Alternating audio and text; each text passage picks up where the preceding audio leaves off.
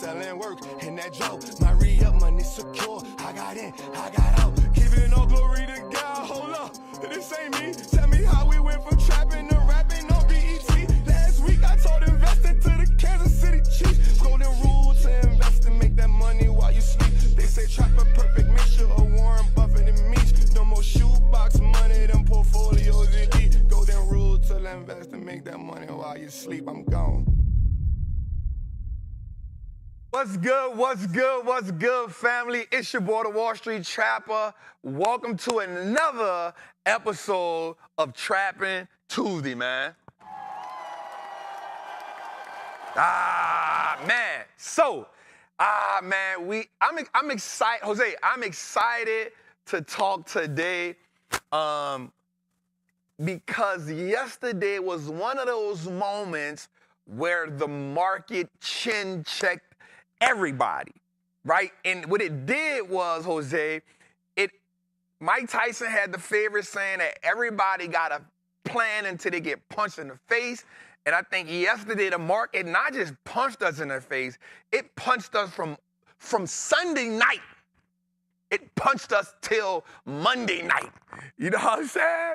And I want to get into this thing where I want to start off by saying that the greatest wealth that was ever attained was attained during the most trying times, right? You get the greatest returns on your investment when you can endure market calamity, right? And so these are times when people get nervous, Jose. They get traumatized by the things that they heard from the people around them.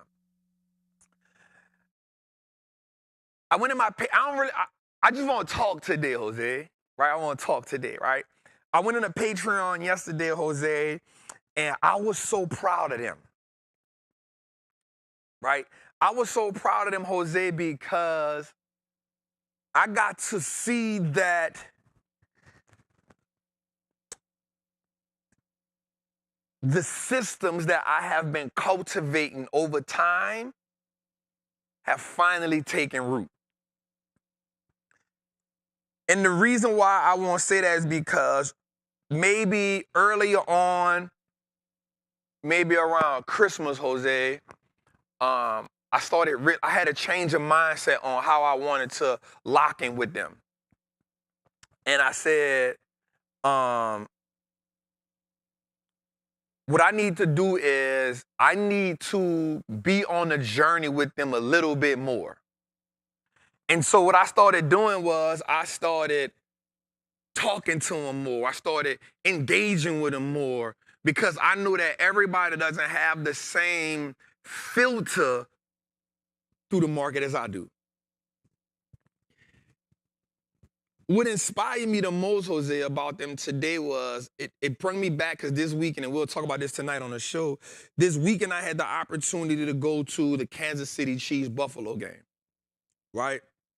And they brought me there. Kansas City brought me out. They treated me so well, bro. But what I learned, Jose, was the expectation of victory is embedded into the genetics of who that team is.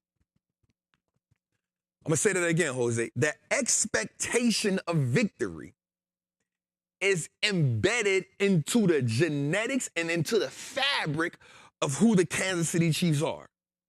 And I saw that when we went, Jose, because we talked about it, I was like, bro, but Sunday, I really got to see it from the player perspective because watch this, bro. I saw that the coaches didn't have to do a lot of talking. The players did it.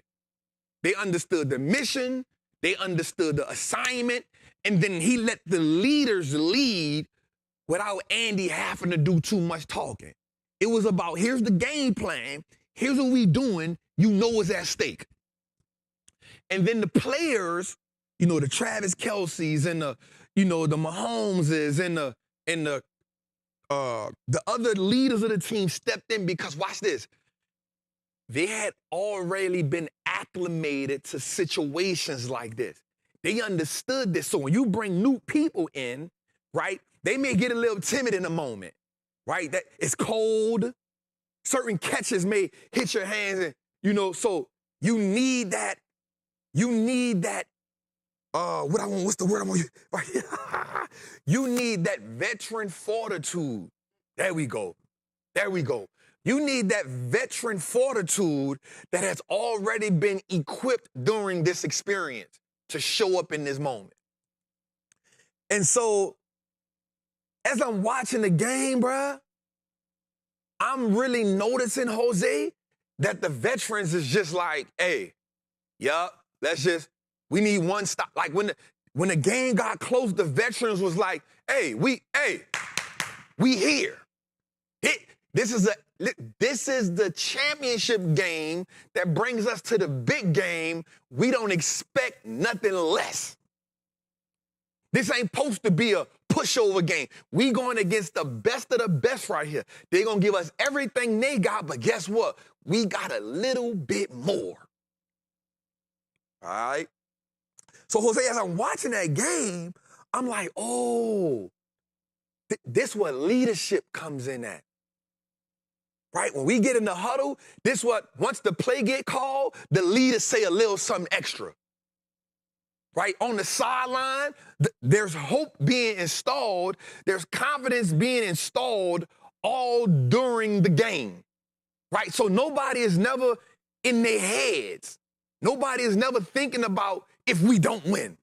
Nobody is thinking if I miss this. Nobody is thinking like that. Everybody is thinking this is what we here for. And so as we watch the game go through what it has to go through, I'm realizing that, like, Buffalo, and this is not me, like, Buffalo is, don't get me wrong, like, Josh Allen is built for it. He ready for it. But he said something in the post-game interview that was really, really good. He said, in order to become the champ, you got to beat the champ. And we just didn't do it tonight. And mind you, watch this. He played a really good game. Jose, I leave that game and I start thinking about the market, and sure enough, we get up Sunday. I'm preparing to come to back home. We get up Monday, I'm on a flight. I see the market is down 300 points in the futures. And I'm like, oh God, okay, this is what's about to happen here, right? And so I go into the Patreon, after I get down, and I realize that what I had been cultivating over the last 3 to 4 weeks showed up yesterday in that group. Now, my Trappers Anonymous community, they built for it already. Because I have lieutenants in that community who've been through the fire with me, so they know how to navigate that. But it's me inside the Patreon, and I have been cultivating this. Right? I have been cultivating this. And so a couple weeks ago, when this happened in the market, they were going crazy. Everybody's feelings was all over the place. People went to screaming, the sky is falling. Everybody went to going crazy. But yesterday, it was different. And yesterday, it was like, hey, we good, y'all. They was like, hey, this what we've been preparing for. Now, mind you, some of the plays that they saw, some of the companies that they down 17% in a day. A lot of people ain't never seen that. Your company, your option play, the company that is down 17% in a day. It's down 18% in a day. It's down 15. Yo, that's enough to make you look at your screen and throw the phone. You just see blood everywhere.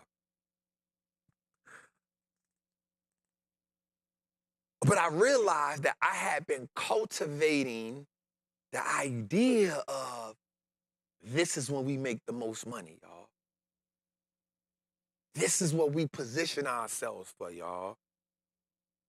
This is how we get 100% rate of return, y'all. This is how we get 50%. All we got to do is navigate this. And so as I sat back, Jose, and I watched the members navigate themselves without me. And all I did was came in and said, hey, check this out. Let's be cautious here. I laid out the landscape of what's about to happen. I said, listen, we got a Fed talk. We got big earnings coming up. If you get a position here, be cautious. Don't go all in. Because there still could be a drawback. And bruh, they were so excited. And the reason why I'm talking about this today, Jose, and not just going all in, is because no matter who you are, when you show up as a student and you allow the teacher and the leader to lead, and you truly empty yourself to listen, if you trust that person enough, he or she, then what happens is Daniel's son can win a match when he actually thought in his brain he was underqualified for. David can beat Goliath when he first puts it in his brain that he is capable of winning a battle.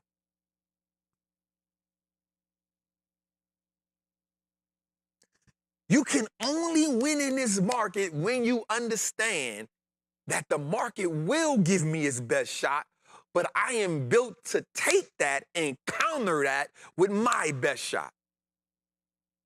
And your best shot when the market is bleeding is to reposition yourself. There's no way we can let a company like NVIDIA, Microsoft, Google, there's no way we can let these companies decline by 17% and we not take full advantage of it. There's no way we can let the market have a 3% pullback in a day and not take full advantage of it. And so I stood there yesterday proud that there's a new generation of millionaires that are being groomed right before my eyes. Proud because there's a group of individuals who now see downturns in the market not as trouble, but as opportunity. I stand there proud because I understand now that there's a group of people who understand that they have what it takes to turn the market into a money printing machine. I stand there proud, not at myself, but proud that they are now deeming themselves capable. I stand there proud, not as someone who said, I told you so, but someone who said, I knew you could do it. I knew you could do it. Because the word tells us what? Diligent hands build wealth, while lazy hands make for poverty. The market requires diligence. It requires you not to be too antsy, not to be anxious, not to be too exuberant, but to be patient, to be calm, to not be easily rattled. But to understand that on the other side of the troubled waters is a calm sea. To understand that on the other side of troubled waters is a calm sea. To understand that on the other side of poverty is abundance. To understand that on the other side of consistent execution is extreme reward. So I read through the comments and I was just proud. I was proud that a group of people put their feelings to the side. Matter of fact, a group of people who put their fear to the side and stepped into expectancy. They didn't allow the market to trick them out their position. They didn't allow the market to make them hurry up and sell. They didn't allow the market to say, let me get out of this position. Let me sell this. They say, no. We've been taught that when these situations arise, this is why we load the clip. When these situations arise, this is why Trap said, keep the dry powder on the side. When these situations arise, this is why Trap says, make the watch list of 10 to 15 companies so that when they go on sale, I can go buy and hold. I can go options. This is why Trap said, this is why Mr. Miyagi says, wax on, wax off. So you can get into the routine, so you can be ready to do what? To execute. To execute. I wore a God and Money shirt today for a reason. For a reason. Because we put God first as the resource, as the source. Because it gives us money as the resource. This game doesn't discriminate, but it 100% will suffocate you, overwhelm you, and have no pity on you if you allow it.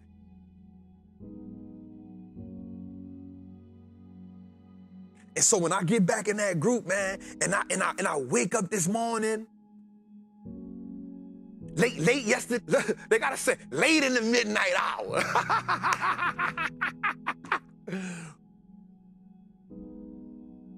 And so I was exhausted yesterday, Jose, from that flight. And from trying to come in here and do some things. And so when I get in there, when last night so right before the market closes, Jose, I put 2 plays in. And I was so excited at how they jumped on it. Bro, you ever seen like some wild dogs when they finally get that, right? Like, see, what I've learned about the wild dogs is like, they don't chase, they pursue. They don't exert extreme energy. They travel, they have the highest success rate at 95%. They are the apex predator. I'm trying to groom apex traders. Well, we don't chase the market, we pursue it. We missed that? No, we didn't miss it.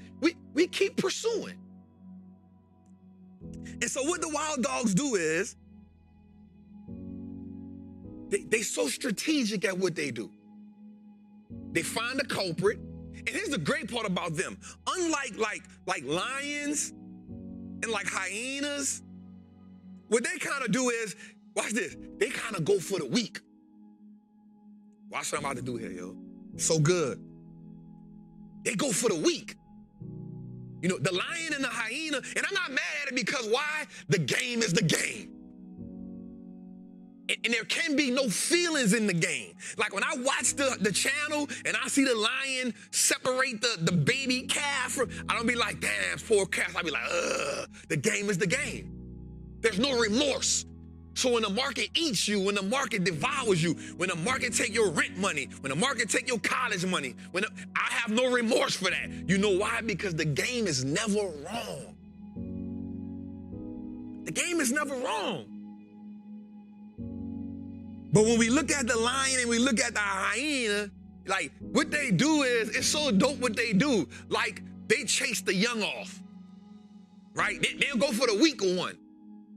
And there's nothing wrong with that because I know how it feels. Like, you know what, bro, I don't got time to be fighting this. Like, let me just get this. We can snack on this and then later on but the wild dog, they don't got no picks and chooses. They be like, big dog, let's go. Unite. Hey, look, I'm going straight forward. You come from the side. You come from the side. Check this out. We gonna lead the attack. And so what they do is, when they lead the attack, Jose, they don't full out burst into speed. They just hey, we here. Like they just pursue you, right? Why? Because they can run for long periods of time, because here's how strategic they are, Jose. Once I get a little tired, the next group go. They travel in packs from 35 to 75. They travel in packs from 35 to 75. Now, this what that means. One hunt don't feed everybody. So they gotta hunt multiple times a day. Okay. Trap, why you got 30 plays in? Because it's a lot of us that gotta eat. Trap, you over leveraged. Not with this type of ticket. Not with this type of budget. A lot of us gotta eat. And we gotta eat in different, some can't afford service now. Some gotta get the GE play. Some gotta get the XLK play. Some gotta get the NVIDIA play. Everybody can't get the Costco play. Some gotta get the AMAT play. Some gotta get the AVGO play. Some can't get the Goldman Sachs play. We got different appetites, and I gotta make sure all of us eat in different. So listen, so here's what the wild dog do, Jose. I love it. They get the culprit. This is where we going. And so we lead the charge. Boom. That's where we going. We got him in radar. And so we chase him. And then one of us get close enough to bite at him to let him know, hey, we got you. It's go time. As a matter of fact, the bite is just enough to let him know you dead. The bite is just enough to say, oh, I taste blood. Because here's what happens in the game. Once you taste the blood, guess what? You can't untaste it. Guess what? Once the first option play, once the first buy and hold play turn green and you see your first profit, guess what? You can't unsee that. You can't unsee that. You start looking at your check different. Hold up, I just made more in what? So now, once they hit the leg, not to cripple him, but to let him know we here. So now you running. The culprit is now trying to zigzag. The culprit is now exhausted. Guess what? The average animal can run 3 to 5 and 6 miles without getting tired. Guess what? You still got to get tired. It's 35 to 75 of us. You can't outrun all us. And we in groups of 3. Middle group, left wing, right wing. Middle wing going first. Guess what? Hey, I've been running 2 miles, fam. I'm a little tired. And it's just enough of us so that every time the culprit looks back, he know or she know, hey, yeah, we chasing. We pursuing. And when they run, it's so dope. It's so like aerodynamic, where like their whole body goes in this little slant. Their ears go back. I'm like, yo, it's like a little torpedo.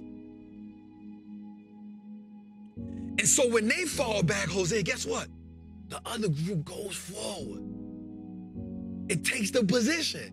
I say, this is strategic here. So now when you running, you look back and you realize, wait, they not behind me no more. They on side me. And so that group come, and get what they do? They don't go for the leg, they go for like the middle part, the sternum, just to let you know, hey, it's another group of us. We here. So now you bleeding a little from the leg, you bleeding a little from the side, your adrenaline running, the culprit is 4 miles in, you tired. And so what I realize what they do is they stop. And they said, you know what? I'm tired of running. Let me try to fight them off. Right? So it stops and turns around. And then the other ones done came. And So then it realizes, wait, I've been ambushed. So the last group comes in for the kill. They all eat, they devour it. No one exerted no more energy than they had to. It was a team effort. And now here's the dope part about it, Jose. Nobody eats until we all take enough to make sure the pups eat. No one leaves the den. That's what makes them so strong. That's what makes them so dope. The lion pushes the cub out after a certain age. The hyena, the women are the leaders. The females, they're the leaders. They way bigger than the males. But for the wild dogs, what they do is no one leaves. And the little puppies are divided into the groups so they also get into the chase. So they understand what it takes when their generation gotta step up. When their generation is the generation that is now leading the hunt. Nobody leaves the house. No, nobody, you don't gotta run off. You're no threat. As a matter of fact, you're essential to keeping our success rate at the top of the chain. And it's not only from a hunting perspective, it's also from a what? Defensive perspective. So lion, when you come in, just know, you might get one of us, but it's 85 of us. You better bring the whole pride. Hyena, when you come, it ain't just one of us, it's 85 of us, and you better bring the whole pride. And guess what? Our bite is as strong. Why did I say that? Because as investors, that's what we represent. We don't represent just ourselves. We represent a pack. We represent a community. And we going to hunt it down every day. Every day we in the market. Guess what we going to do? We are pursuing profits. We are pursuing prosperity. We are pivoting from poverty, not just from a financial perspective, from a mental perspective, from an emotional perspective, from the way you look at the market, from the way you look at money. And we pivoted. That's what yesterday represented. So Jose, when I'm in a group today, and I ain't even post that much. I just said, we fall down, we get up. But I just watched them, Jose. And I watched them say, Trap, I get it now. Trap, I see it now. Trap, I ain't panicked yesterday. I doubled down. I get it. Trap, listen, and every time I see that, all I see is a young cub transition to another level in the hunt. That's all I see. I see a young cub, a wild dog, transitioning to where he's at when we in the hunt. Because at some point, watch this, we all got to become leaders. We all got to become the leaders.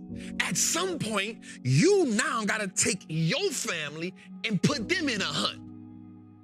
And then you gotta take your friends and put them in the hunt.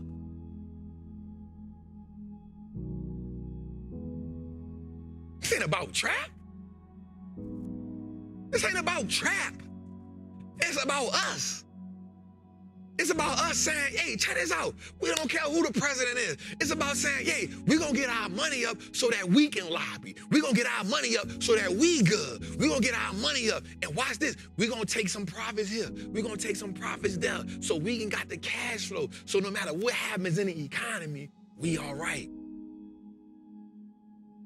If the market won't bottom out, guess what? We all right. That's what this game is about.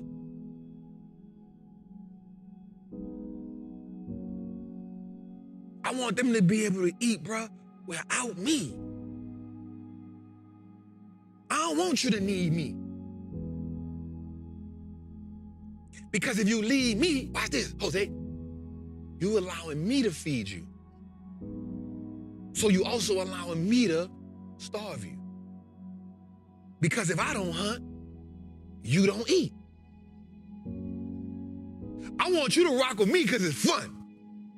I want you to rock with me because I may see some things a little different than you, but you getting equipped the whole way. And I want you to be able to say, hey, Trap, at first I came to the table, I just brung my knife and I just brung my spoon and my fork. And guess what I'm gonna say? That's okay. I needed you to taste the blood first. And you like, hey, Trap, I'm a 3 months in, I'm 6 months in. Here's a hunt I just went brung to the table for the squad. Hey, Trap, I just went made a kill. Here you go. This for the squad.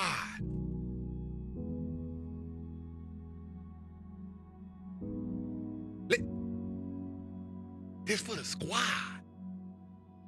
We're talking about bloody returns right here. We talking about when the market green, we already positioned. When the market red, we go hunt. We talking bloody return. We talking about coming out the blood with a pot of gold. We talking about coming out the blood with freedom. We talking about coming out the blood renewed.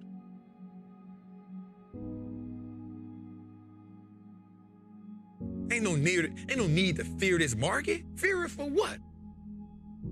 It's been making families wealthy for generations. And if it's been making families wealthy for generations, why not us?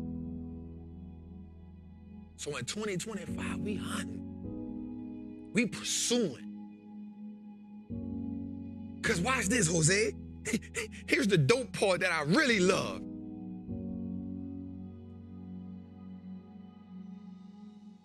The cheetah, the leopard, the mountain lion, the lone wolf, they got the lowest percentages in the game as hunters. You know why? Because it's hard to eat by yourself. It's hard to pay attention to everything by yourself. Guess what? The market can get, the prey can get away. If I only gotta outrun one of y'all, I'm good. If I only gotta outmaneuver one of y'all, I'm good. I can scare you out of your position. I can trick you out of your position. I can pump fake you. I can get you in, fake you out. But if it's a clique of y'all, if it's a clique of y'all, at some point the market gotta submit. If it's a clique of y'all, if y'all doing it as a family, if you're doing it with your friends and your partners and everybody, if this now become the norm, at some point the market gotta say, hey, it's just free money for you, bro. No matter what I bring to you, you gonna eat. And that's what I saw yesterday, Jose. That's what I saw today. I saw people saying, no matter what you present me with, Mr. Market, we gonna eat. As a matter of fact, we love the bloody return. As a matter of fact, we love the bloody return. So before I let you trick me out my position, before I let you make me take this loss unnecessarily, before I let you make me panic, I'm gonna take the best you got to give me. Put my emotions to the side. And I'm gonna put my money where the market is. We talking about them bloody returns tonight, y'all. It's episode 128, Trappin' Tuesdays, y'all. Let's get to it, man. Jose, how we feeling, bro? How we feeling, bro? Jose. I see you got the You got the God and Money. Black God and joint. Money. You know what I'm saying? Crispy. Come on. Living my life like it's golden. Living my life like it's golden. That's how I feel, Jose. You know what I'm saying? Fresh haircut. I said, welcome back when I saw it. Welcome back. You know what I'm saying? Welcome back. Welcome back. Back. Was looking like one of them homeless dudes a little bit. Hey, a little less fortunate. A little less fortunate, yeah. But we here. I mean, sometimes, listen, it reminds me of being in the street, Jose. Okay. So in the street, sometimes you just be like, yo, I'm grinding, dog. Mm-hmm. And then you wear the same Dickie outfit all day. You wear the same Dickie outfit for a week. Okay. No haircut. Okay. Same G-Nikes. Okay. You know What is I'm saying? G-Nikes again? Huh? What is G-Nikes again? Air Force Ones. I'm from New Orleans. We call them G-Nikes, Man. dog. I don't know what you call them where you from. Air Force Ones. Air Ones. We call them G-Nikes, dog. Call them G-Nikes. G-Nikes. Air Ones. All right. Let's shout out our people, man. So we got Queen Tora in the building. Rams is in the building. Hey, they need to charge their MacBook. It says battery low. Let's go. We got Roxanne in the building, T-Hawk in the building. We got Jared Morgan in the building, Sir James in the building, Prudent Mime in the building, Maurice in the building, Corey Gates in the building, Dr. CDW in the building, King K in the building. We got Prudent Mime in the building, SME Inc. in the building. We got Womb Flowers with Jay in the building. We got Maya Holmes in the building. KJ, what's poppin', family? Jermaine Chase in the building. What's good, family? Lou in the building. We got Double R. I see you, family. We got it's going too fast. Nah. We got the Queen. We got Nat in the building. What's good, babe? We got Tyson in the building. We got Jose, don't laugh. We got Kevin in the building. That gave us $100 too, bro. Come on, man. We got Sir James in the building. I think I said that. Elijah Benton in the building. We got Francesca in the building. We got Dollar Bill in the building. We got Mr. Ice in the building. We got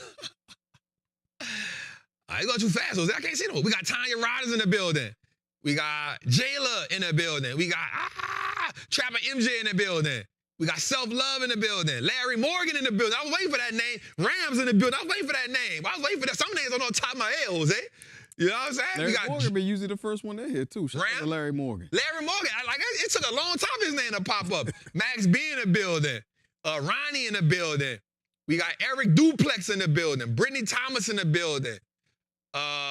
Tia Brown in the building. Come on, man. Come. 3,500 in the chat, Jose. Yeah. We got the Wild Dogs in the building. Wild Dogs is in here. We got the Wild Dogs in the building. Taste the blood. Come on, we taste the blood. We taste the blood. How you feel? Baby boy the king. What's up, family? What's up, family? They can hear me crunch this? They can hear me crunch it? Yeah, of course. You literally have a mic 4 inches right there. But you know, like we always say, it's your show. They can hear that? Yeah. Of course they can hear that. Remember the one dude was like, man, don't be drinking the way you live. You know what I'm saying? ASMR. You know what I'm saying? Mm-hmm. Shout out to all the people listening to the audio right now. How was your weekend, Jose? Man, it was good, bro. Good therapy. You know what I'm saying? Good Therapy? Yeah. What they talk about in therapy? Black men need therapy. Black men? You know I'm in therapy. You know what I'm saying? It's a beautiful thing. Mm-hmm. Still working on that sponsorship too. That's another joke we got to talk about. That was supposed What to be sponsorship? Better Help. I saw that. I like that. I'm working Come on. on that. I'm working on that. You know what I'm saying? Alignment, brand alignment. So I like that. yeah, so we good, bro. Oh, I'm on that 75 hard, bro. 75 hard. Day 9. Day 9. Gallon of water. We ain't Come playing. on. 2 workouts. Come one outside. on. Hey, you know what crazy though? Come on. I ain't worked out like this consecutive ever in life. So every day I'm beating a new record. Tell me about that. Every day I'm beating a record. Oh. You know what I'm saying? So we working out in the gym, and then you got to be outside. Don't matter. Rain, For sure. sleet, For snow. sure. It been some 21 degrees out here in the I'm not going to lie. When I went to Kansas City, I ain't went outside. I got 2 workouts in. I ain't go outside. He's like, I go in the hallway. I ain't go outside. It was too cold. It was fresh off a blizzard. Okay. I What wasn't was going the temperature out there? Like 19? Oh, you could have did that. No, I couldn't. You from New Orleans, so yeah. If I get sick, we don't do Trappin too. That is true. Come on, man. National treasure, right? You know, it's an old wives' tale. You don't get sick from the cold. What you get sick from? From your immune system break it down in the My virus. immune system ain't got nothing to do with that. Think about a hospital. It's cold. I ain't never been. Bro, I have not been in a hospital since I got shot. Then you been in the hospital. I don't remember that. Well, I'm lying. When I got my appendix took out when I was, man, let me tell you a funny story. There it is. Story time with Trappin. Bro, let me tell you a funny story right quick. So maybe a couple weeks ago, I went to Alex's party, right? And I had the all black on. So people was in the picture saying, man, Trav getting slim, right? So I go home. Why my people told me, it be your own people. Own people. Talk about something. Oh, you got your body done. BBL Trappin. I said, what? They were like, yeah. You got slim. I said, well, You got that money. I said, I'm just working out. They were like, no, Dr. you got the Miami. money. I said, you serious? That's how you been fitting in them Tom Fords? Bruh. So I said, this is my people. Right? You ain't tell me. Listen, this is my people, so I take my shirt off to show them. I'm like, I ain't got no scars. Bro, they went right to where my appendix was. They were like, no, that's the scar right there. The entryway. Bruh. They hit you with the. I was pissed off. They said you had the lipo. I said, y'all serious, huh? Oh, zip They're it. like, yeah, man, you had surgery. Dog, that is crazy. I said, bro, mind you, it ain't none of the homies. It's my, like I call her my mama. So it was like Shell and me, and then they brother, my dog Chuck. They're like, oh, that nigga might have surgery. Bro, I wanted to leave. Cause you know your people don't get off you. They on it. I'm like, bro, like, yo, so I'm ribbing them and all. They're like, nigga, I don't care about none of that. You had surgery. I gotta ask you a question though. If you got the surgery, would you at least tell me? First of all, my dog. Would you tell me? It'd be our little. Oh, you been waiting on that moment. Damn. Right on I wouldn't do that. I wouldn't do that. I didn't do that. You ain't waiting on your moment. Hey, take that nigga, Mike. From now on. My dog, man. Nah, I wouldn't do nothing like that. I was like, yo, serious? They was like, no, you look slim on that picture. You had a little, niggas get money, they start having surgery. I said, yo, you serious, man? This what y'all doing? And the first thing I do is take the shirt off. I'm like, ain't no scars on me. They went straight to the pin. They're like, there it goes right there. Bro, I was mad. I was so mad, dog. That's wild work. I guess that's a compliment though. What? Like, oh, you had the surgery. So I told him, I said, you know what? That mean I'm doing what I'm supposed to be doing. Yeah. You know what I'm saying? I mean, I'm doing what I'm supposed to be doing, dog. So when it's 75 over, they be like, Jose, you had the surgery, and I'm extra regular. here you go with trans veganism. Trans-vegan, extra. Shout out to all my extra regular dudes, bro. People don't understand, real talk. We're going to get to the stocks, for real, but people don't understand being extra regular. When you go to the beach or a pool, sometimes you don't take your shirt off. Oh, we don't do the tank tops in the water. You know what I'm saying? Because reason being, though, because you're not fat. Like, dudes, if you really fat, you own that. If you really slim, you own that. The ones in the middle, you know what God say, I spit you out if you lukewarm. You talking about like the mid-dad bod. Yeah, like not really extra regular. Not really fat, but like got a little, you regular, but got a little bit of, yeah. Love handles? Not really. Men breasts? No.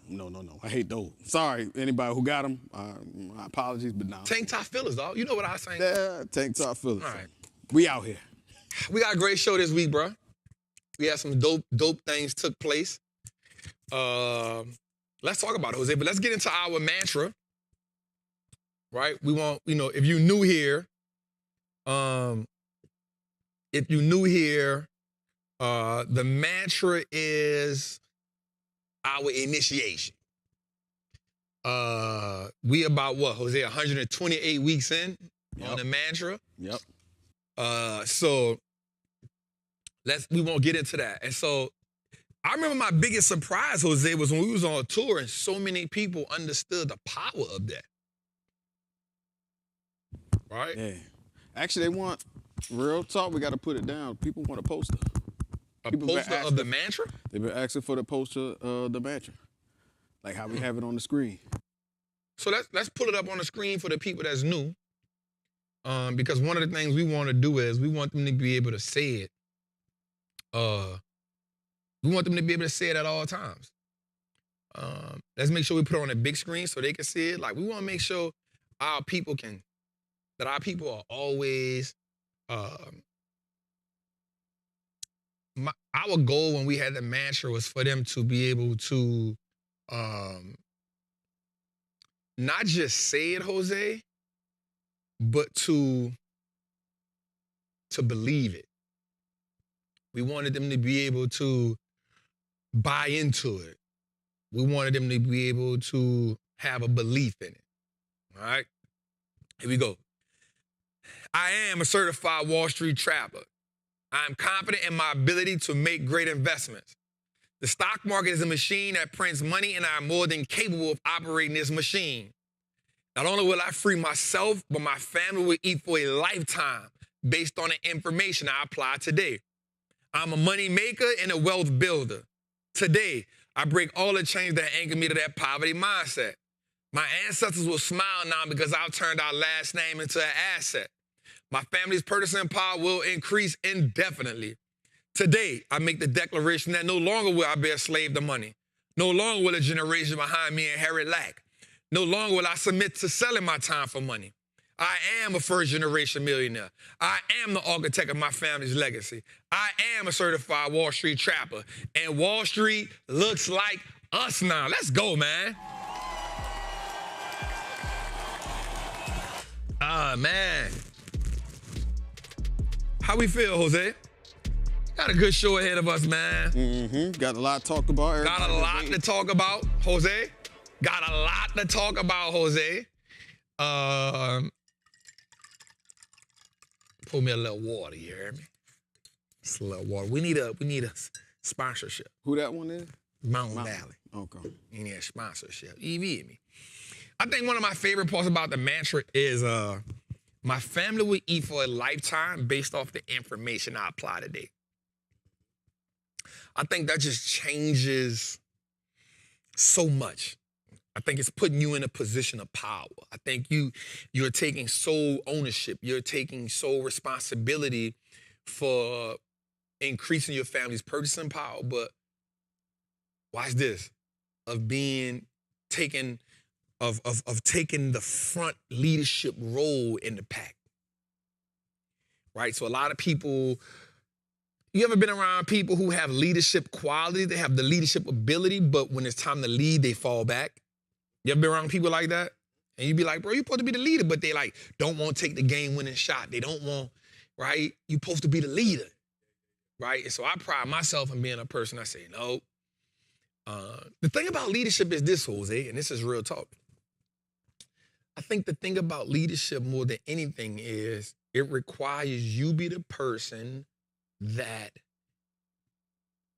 is accountable for the direction that y'all go, right? You are responsible for the results that the family have without blame. And I think that's what makes leadership so uncomfortable for a lot of people. Let's go. Let's get into our show tonight, man. We had a great week this week, Jose. We have an interesting week this week. I got some things I want to talk about. I think it's important. But let's get into it, man. Let's truly tap in. I think the people have been waiting for it. Before we go there, let's go to the recession portfolio. You know, the people got to see the money, man. People got to see the money before we get into any type of content. You know what I'm saying? People got to see the money. So let's get into our recession portfolio, man. This is going to be interesting, Jose, because we've added more positions. We've added more positions. Let's get into it, man. So up top, we have two positions that we was in. So these positions was really good when we first got them in, but yesterday it kind of punched them in the face really hard. I know they'll shake back. Then we got the ANET play. We up over 200% in that play. But It's an old play. It was a February 25th. It was a 9. I've probably been in that play for. I think most of the Patreon might be out of that play. I think I'd probably be the only one that just sat in it. We got the app loving play. That play was it got punched hard yesterday. We got an old AVGO play that we still in. And here's the other 2 plays we put in yesterday. They pretty sweet. So that's 1, 2, 3, 4, 5, 6. That's 7 plays so far. All right, let's go a little further. Then we got the Costco play. Now, here's why this play, I wish why this play made me mad. Yesterday, this play made 25 grand. It got me to even. It was at $800 in the good. I'm looking at the time on it. I'm like, all right, it's up in April, right? And today it just didn't do well. So it's up in April. So I gotta keep my head on a swivel with this one. What I will say is the next time this one turn green, I'm gonna probably come up out of it. We've been in it for a while. We've been fighting for a while. Then we got CrowdStrike. Yo, this CrowdStrike play has just been so bananas. The CrowdStrike play has been bananas. It's been bananas because it was doing pretty good. And then we had the issue with the DeepSeek yesterday where they got hit and then it's going good. And I put something in my group today where I said, hey, Jose, can we get our chat redid? Because I'm only seeing 3,500 people. Somebody said we got 3,800 people in the chat with 1K likes. You definitely got to do that. You got to get that up. So the CrowdStrike play I felt really good about. I always want to be in a cybersecurity play. I told one of the people, I said, in the group, I said, because we live in a time where technology is a thing, technology is so big, technology is such a, it's where we are today in the world. Cyber attacks are going to be frequent. And I say the thing about the cyber attack is the fact that they'll be methodical, right? They'll be consistent. In the minute a cyber attack hits, the stock gonna go up, right? Like the cyber plays are gonna be they're gonna be consistent, they're gonna slug away, and the minute there's a cyber attack somewhere, it's gonna shoot up. So that play did good. We have another play. I think we put this play in. I can't think if it was yesterday or the other day, so I don't remember what that play is. I gotta look at my phone. Then we got our 2 Goldman Sachs plays. I'm gonna tell y'all something. My people in the chat know this. I don't particularly fall in love with companies. I understand returns. And the market is a game of returns. And that's all I'm in it for. All I'm in it for is the return. And so what I like about this is this Goldman Sachs play is sweet. We've been in it for a while. We'll probably rinse and repeat this a couple times. So that, we just keep eating off it. You know what I'm saying? Let me write this down. All right, so then we got those 2. Then we got meta. And what I will say is, I've trimmed these positions along the way, right? I've trimmed these positions along the way. And this guy just he just prints money. You know what I'm saying? And so what I feel is, and I've said this before, bro on something. You know what I'm saying? Bro on something. So I like the meta plays. So we in those out. So the one at the bottom, the last one was one we put in maybe 3 weeks ago. Matter of fact, we put it in when the market was low again. It was a 6:30 meta play. And you know what I'm saying? So, and again, if you're in a Patreon, you get all of these plays. And I try to do my best to honor the Patreon. I try to go like 3 to 4 weeks before I post the actual play on the, on the show. So that was good. So that's 7, 8, 9, 10, 11, 12, 13, 14. So that puts us at 15 plays. All right, let's go next. All right, so then we have these MSTR plays. They not really doing away. They not falling how we want. We got Netflix. I remember I put the Netflix play in for, I put the Netflix play in the day after the Beyonce concert. Went crazy. Here's the 2 plays we just recently put in yesterday. These are 2 plays we put in yesterday, and they up real good.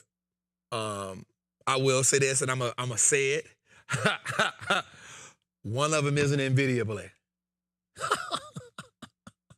I'm not gonna say the strike price.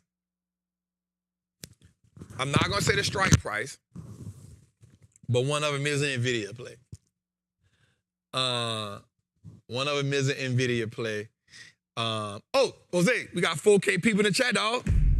Come on, man. We love it. Show all my new people in the chat. We thank you. We welcome you. Welcome to the game. Welcome to. Let me take this off, Jose, because I don't want to hit the thing. That's how we all about to take it off? That thing heavy. Come on now. Real diamonds do that. You know, you heard Future. Diamonds, diamonds, diamonds, diamonds on me dancing.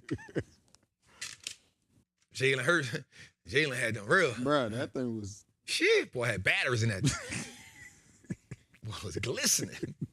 That boy, man, crazy. The lights was twinkling. So we did, I will say that. I'm not going to say what we did. We did do another NVIDIA play. I want to say... I can't think of which one it was, but I will say yesterday when it was at, so you got to think about this, man. This play went from 140 something. The play left. So here's how I want them to think about this. This stock was down. So here's what we say, right? Here's what we like to say. We say that we want to buy the dip. That's what people always say. Probably a 108 strike. Nope, wasn't a 108 strike. 108 would have been deep in the money. I don't do nothing deep in the money. Everything I'm gonna do out the money. So we love to see companies on sale. A stock dropped 17% in a day. And I saw somebody say, I was waiting for it to go lower. And I had to ask myself, if a stock dropped 18% in a day, how much lower do you want it to go?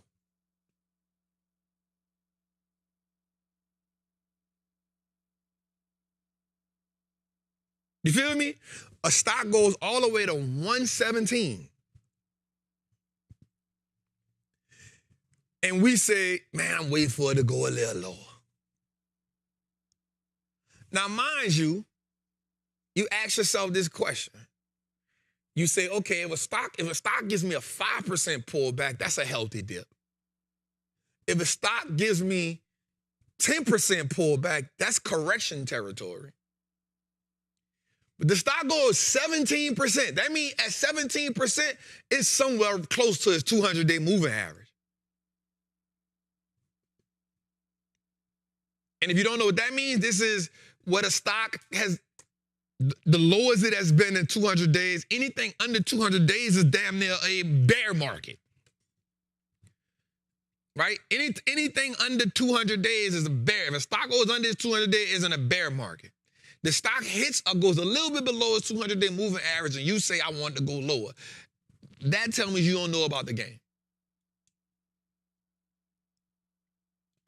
But you know what that is, Jose? That's fear. Because the smart thing you're supposed to tell yourself is, at 17, if at a 17% decline, even if I don't load the boat, let me at least start a position. Okay, let's talk about two things here. If a stock is down 17%, and we're talking in one day, it's one day. We ain't talking about 17% in a week. We ain't talking about 17% in a month. We ain't even talking about 17% in a quarter. We saying in one day, this stock is down 17% at some point in the day. Here's what you're supposed to tell yourself right here. Whether it's an option play or what. So first of all, if it's a buy and hold play, if you buy that 17% down, guess what you do if you buy here? You bring your cost basis down. So that's the first thing happens. So let's say you bought it at, and I'm not doing exact numbers here, right? Let's say you bought it at 140. It goes down to 117. All right. So let me say this first. I'm not a mathematician right here. Right? I'm just giving you an idea, a rough estimate. So don't come here talking about that nigga can't count.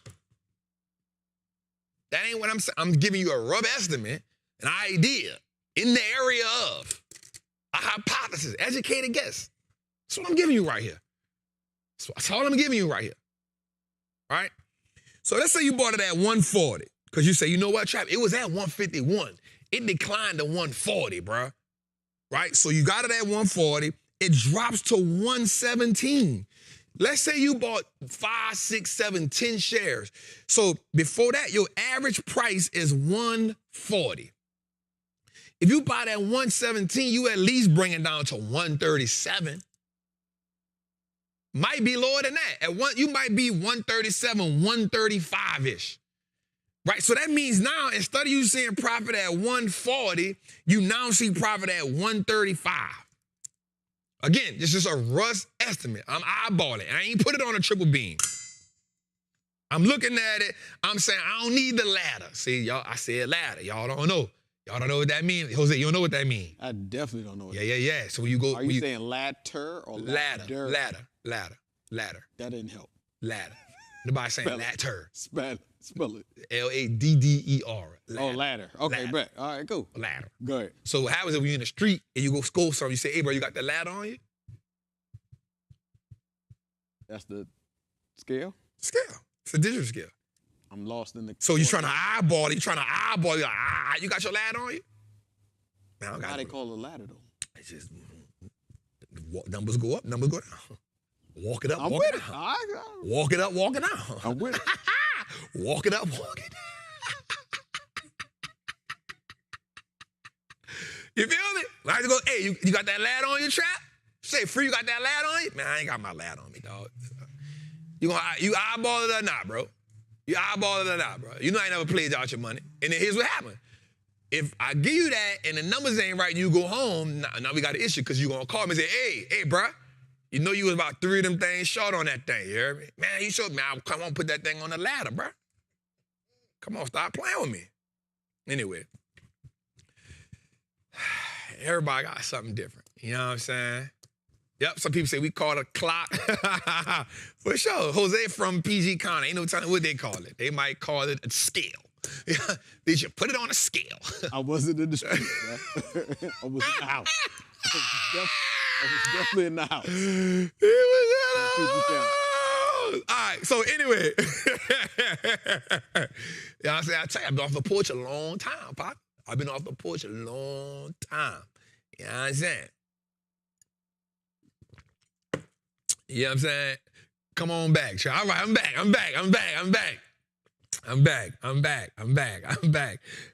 I'm not from ATL. All right, so what happened is, so check this out.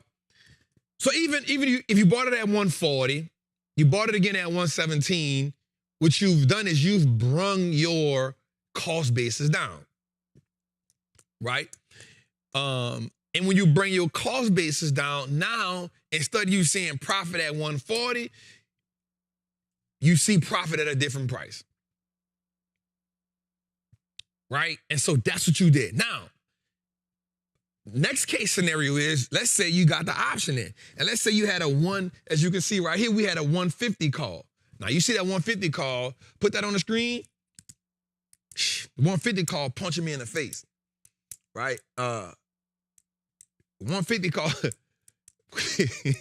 That 150 call ain't playing with me. You know what I'm saying? So I have a 150 call in. Now watch this. This play here on a 150 call, I was, up until yesterday, I had walked this thing down. I was down $40,000. I walked it down. I was down about 12%. We had done walked it down. Remember, it got all the way up to like 47, 147, 148. I had done walked it down. Down the ladder. No. Up. I tried. I'll be testing it out.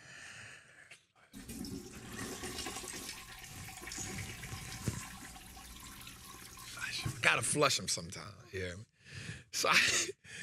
So we had to walk this thing now. I was down like 10, 12%. I'm like, oh yeah, we good. Bruh, Monday hit, this thing was down $240,000, bro.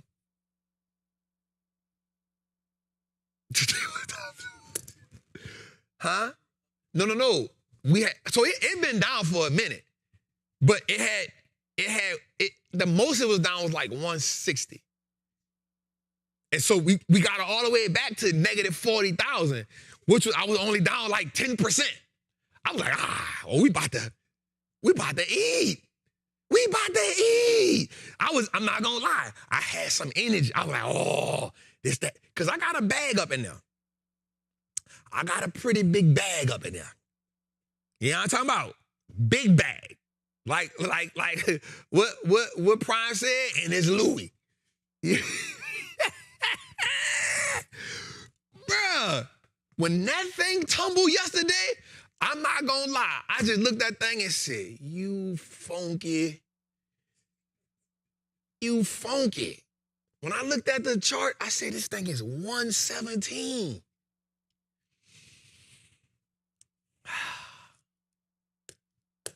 I just looked at it and was like, okay.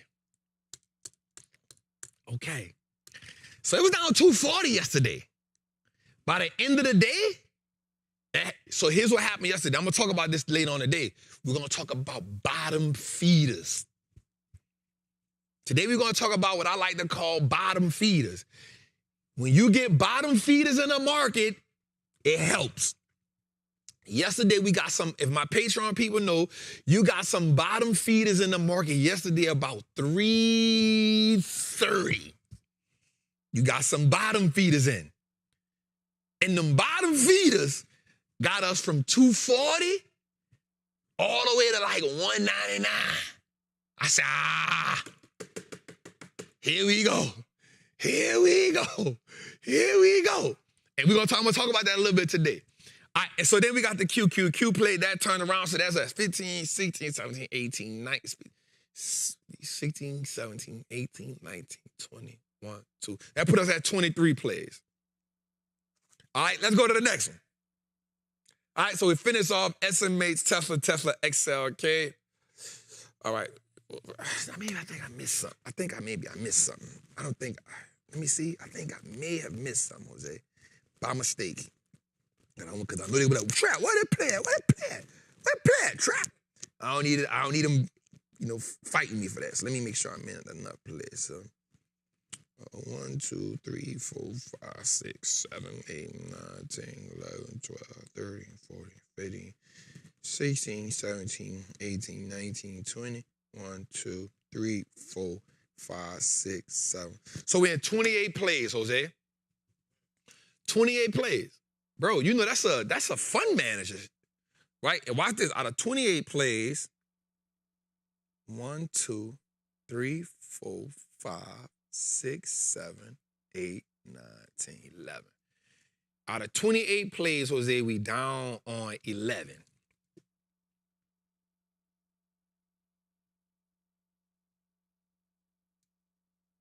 Right? 28 plays, we down on 11.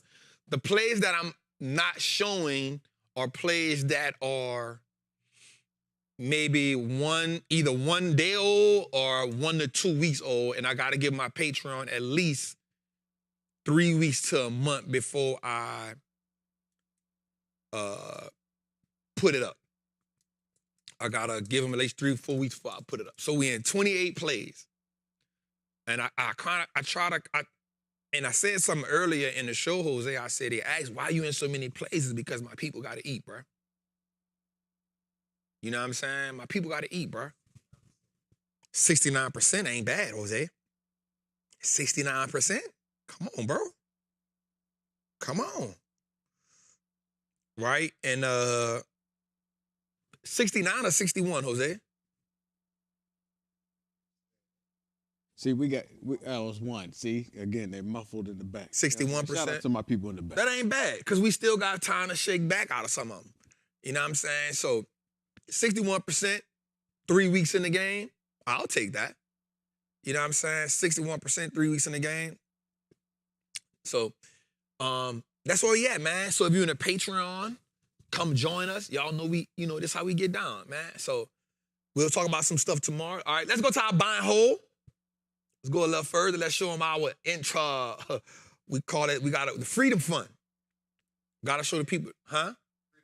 The Freedom Index. There we go, Jose. Thank you for that. Freedom Index. All right, let's go to the Freedom Index. That's a good picture right there, man.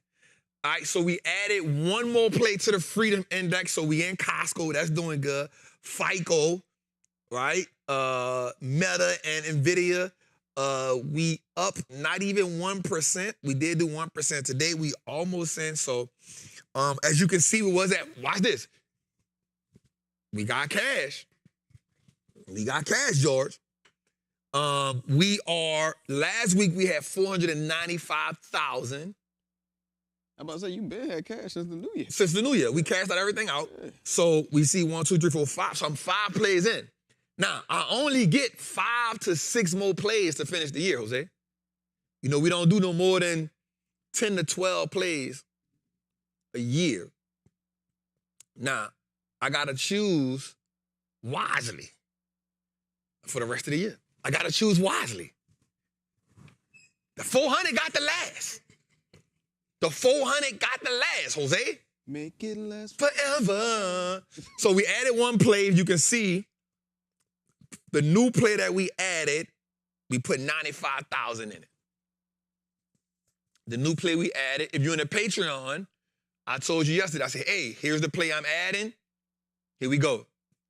And so let me just give you the idea behind the Freedom Index. So the goal for the Freedom Index is to beat the market. That's our goal. The goal for the Freedom Index is to beat the market on a consistent basis. And trust me, it is, I take pride in it. As of right now, we are 3 years straight at beating the market, 2022, 23, 24, double-digit returns. I saw the other day that Warren Buffett beat the market. He beat the market by 9. He beat the market 9 straight times. 9 straight years he beat the market. I love that. I love that. I love that. And so that's my goal this year.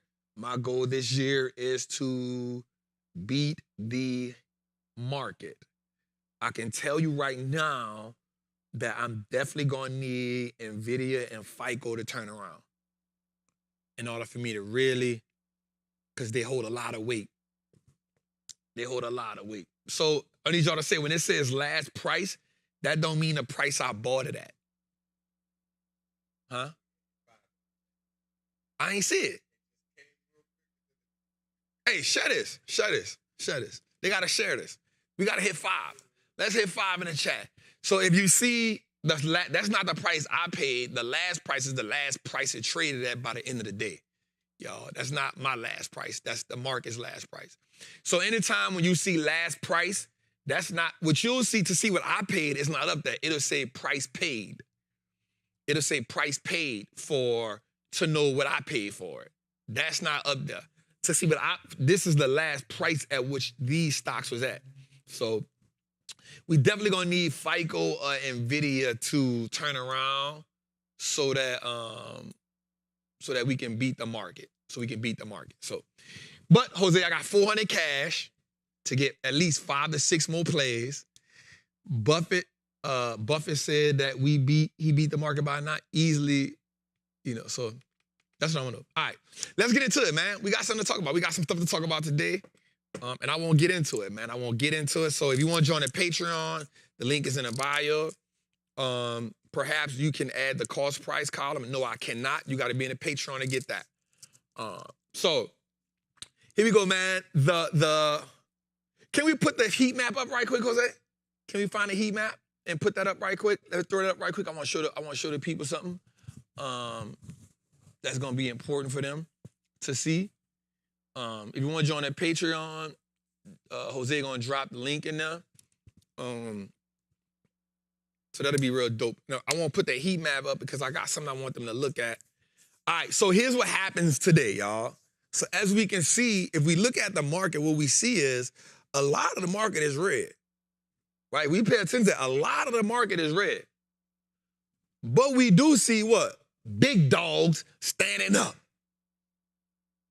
Big dogs being big dogs.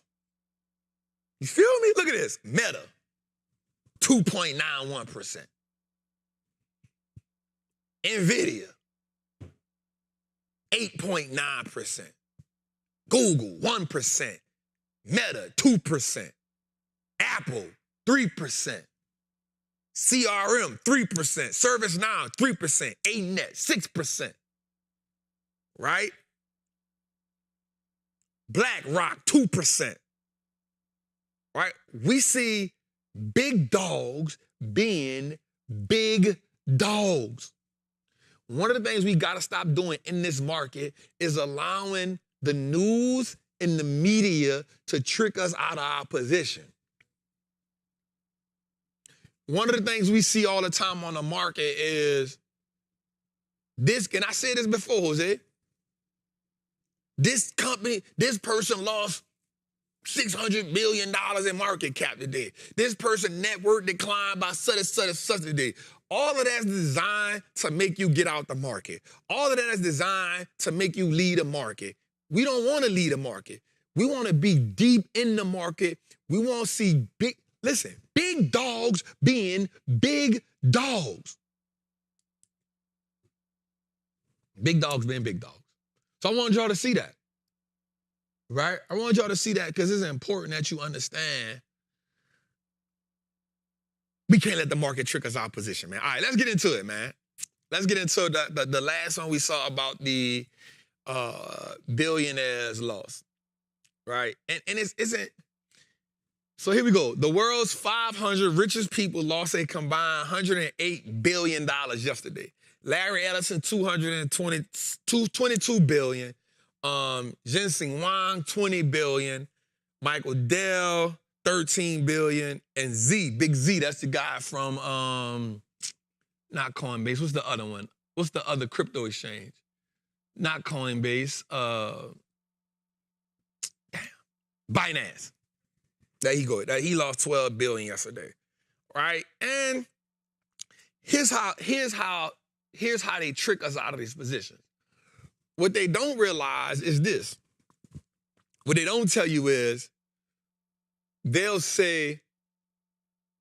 use words like this people lost this much money. Not saying that their network just declined by that much. And it's only declining because what? They own stock. The stock went down. Now, here's what we don't realize. At no point today did they say these people gained this much money in their network back. They recovered this much money in the market don't tell you that. They don't put that on the news. Yeah, Larry Ellison got this much back as his net worth today. Jensen Huang got this much back as his net worth today. Michael Dell they ain't gonna say that to you. Because that's gonna make you be ambitious about the market. Come on, man. Come on, Jose. They don't want you to be ambitious about the market. They want you to be what? Nervous, scared, for two reasons. One, you don't get in the market, or two, you got to go to them to get in the market. Well, guess what? 89% of hedge funds, watch this, Jose, don't beat the market.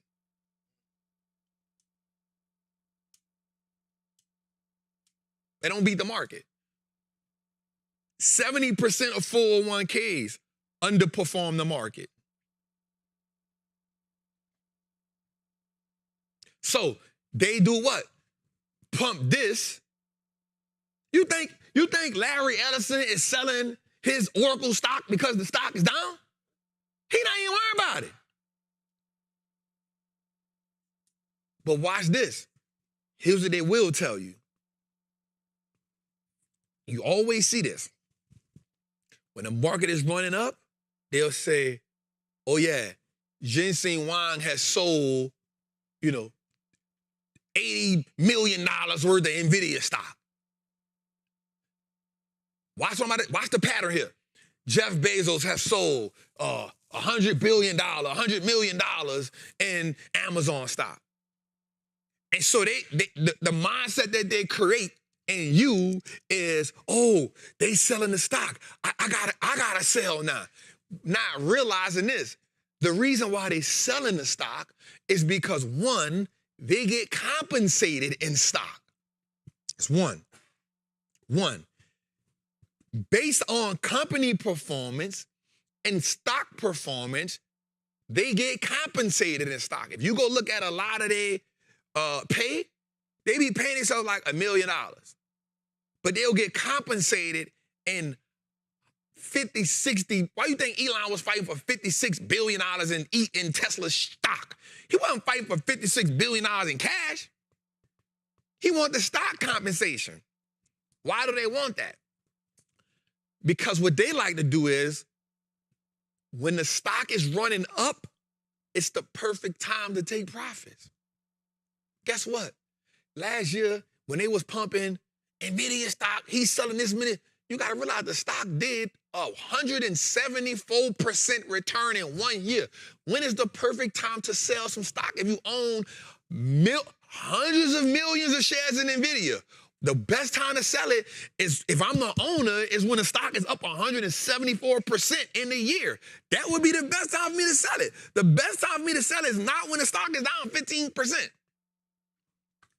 The best time for me to sell NVIDIA stock is not when it hits a 17% decline in a day. You ain't gonna see him selling his stock then. But let the stock is up 250 something, 300, I think it's up 300% in 2 years. Bruh, this is the perfect time for me to sell it. Why? Because I've been getting compensated in it for years. So yes, I want to now exchange some of this. Watch this. I want to exchange some of this paper money, this wealth on paper.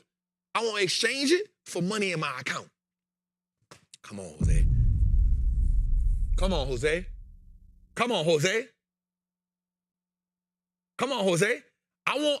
Listen, I'm worth 100, 200 billion dollars, 400 billion dollars. The man ran up $80 billion in net worth last year. What you think he's supposed to do? Just keep holding on to it? I need to convert some of this digital money into real life money that's in my bank account. That's what he need to do. But watch this. They not going to tell you that part of the game. All they going to say is, these billionaires has been selling NVIDIA stock all year. This person, why is Mark Zuckerberg, Elon Musk, Jeff Bezos, Ginseng Wang, why are they selling their stock right now? Because it's up 100%, 90%, 70%. I'm supposed to take profit.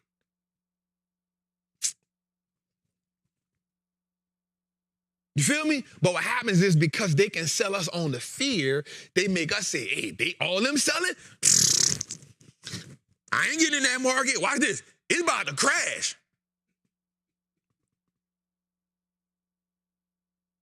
The market about to crash. And then they got the commercial. Why all these tech billionaires, when you go to CNBC, why all these tech billionaires selling NVIDIA, Apples, or Microsoft? And guess what? CNBC don't care about that. Guess what? Because they pay for what? You pay for advertisement. Listen, you pay for advertisement. They need the advertiser to do what? Cut me the check. I'm advertising. That's all CNBC doing. CNBC say, hey, this slot right here, this slot gonna cost you about $3 million per quarter. Okay, guess what? I got $3 million. All these tech billionaires selling, then they show you the whole. Now, watch this. Follow us to know what's the next stock. That's what they tell you. And here you go. You don't understand, watch this, the propaganda. So all you saying is, Oh, man. Watch this. Watch what you saying. This commercial on CNBC. It got to be real. Gotcha, bitch. Dave Chappelle. They got you. So we got to understand that part of the game. Jose, did we drop some knowledge on them right there? That was good, man. Come on, man. We dropped some knowledge on them right there, man. So, come on. We sprinkle. Come on. All right, did we get the graphic with the two portfolio from yesterday and the one from today? Did we get that? We didn't get it? All right. Ah, damn. Let me call Steve. I need that graphic. I want to show it. Let me see. I want to see that. Did you send the graphic with the two turn? There we go. I know my dog ain't gonna let me down. Put it on the big screen. One thing I know Steve ain't gonna do, he ain't gonna never let me down. He gonna never let me down. So watch this. I created this last minute because I wanted y'all to see something. This is important for us to see.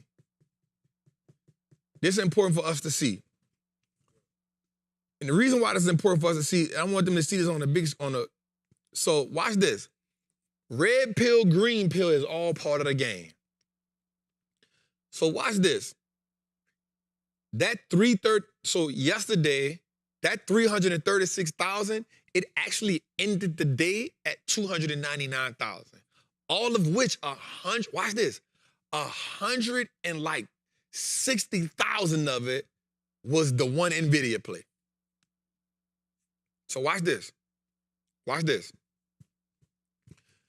Red pill, green pill is all part of the game. So yesterday, I took this about 3:30, the red one. We made the play in the Patreon at about 3:45. And what I want to do, Jose, is after this graphic right here, I want to go to a whiteboard moment. All right? And I want to explain this before I go to it. The reason why I say red pill, green pill is all part of the game is, go back big screen. I want them to see this more than look at me.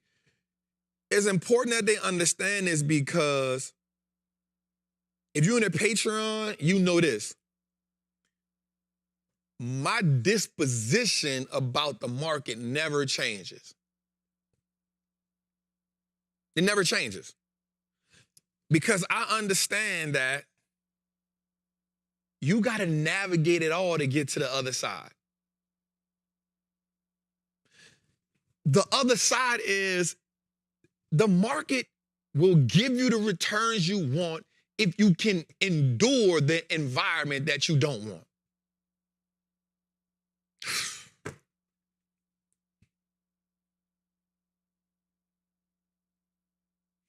The market will give you the returns that you want if you can endure the environment that you don't want. Why did I say that? Every NFL player wants to go to the championship. Their goal is to win the doggone Super Bowl and get a ring. Guess what?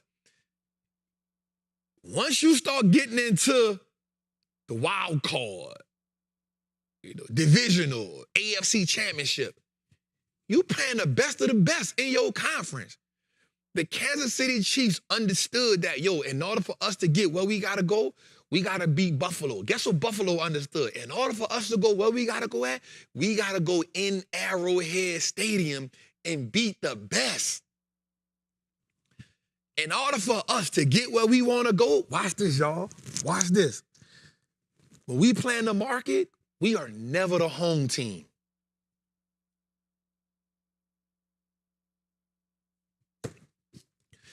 When we plan the market, we are never the home team. We are always the visitors. So that means we always got to do what? Drown out the noise. That means we got to play as mistake-free game as possible. That means we can't lean on the referees to make calls in our favor. Who's the referees? The referees is the Donald Trumps and the Jay Powells and the CEOs and the news reporters and the Janet Yellens and the cyber attacks and the China creating the deep seek and the we got a pandemic. That's the referees. They ain't gonna never call the game in our favor. It's an earnings call that when a company hits earnings and revenue, but gives low guidance, and the market decides to just go crazy. This is when a company hits earnings and revenue, and the guidance is just lower. This is a company saying we about to cut the dividend. That's the referees. That's the referees. They ain't gonna never be in our favor, but we still gotta get up and show up on another team's home field and say, we still going to the championship. We never gonna have home field advantage, but every day we gotta show up to win, y'all. Guess what? Watch this. Last year, I hit my biggest year ever, $2.5 million in the options market, another $500,000 in the buy and hold. We showed it, $3 million. Guess what? I won the championship last year. Guess what? If you beat the market last year by whatever, and you made $1,000 in the options market, guess what you did? You won the championship last year. Guess what? If you ain't make no money in the options market, but you still beat the market, guess what you did? You won the championship last year. If you made $2,000, $3,000 in the options market, and you didn't play no buy and hold, guess what you did? You won the championship last year. Guess what you didn't do? You didn't lose money. And guess what? If you didn't beat the market last year, but you had a positive return, you lost in the final. But guess what that did? You learn where your mistake was, and you get to show up again. Oh, my God. Right? Buffalo lost. And guess what? They played a hell of a game. But they lost. But guess what? They go in the offseason, they learn, they show up again next year.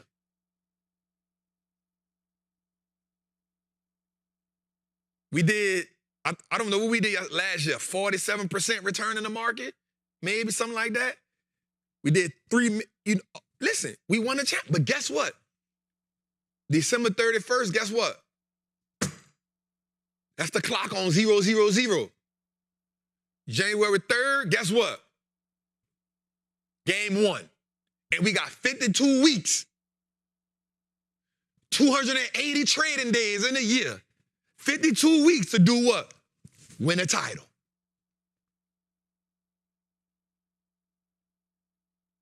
Win a title. And guess what, y'all? Guess what? Nobody goes undefeated.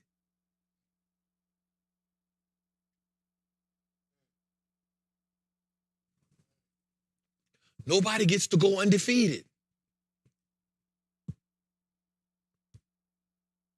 You're going to lose a trade in there. Every company in your buy and hold portfolio ain't going to turn out to be winners. Guess what? A loss don't still mean you can't get a ring.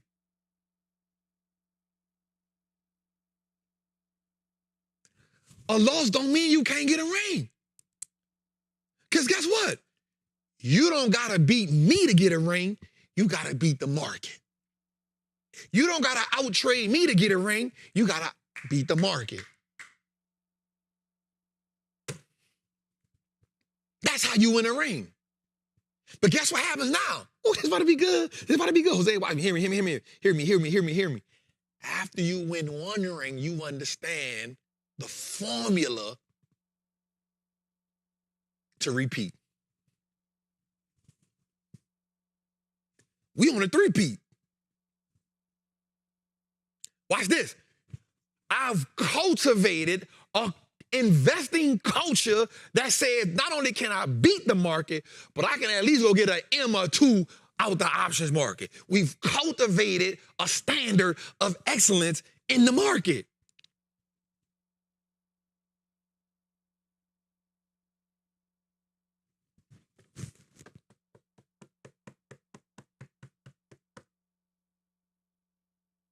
You got to vaccinate yourself from the failure.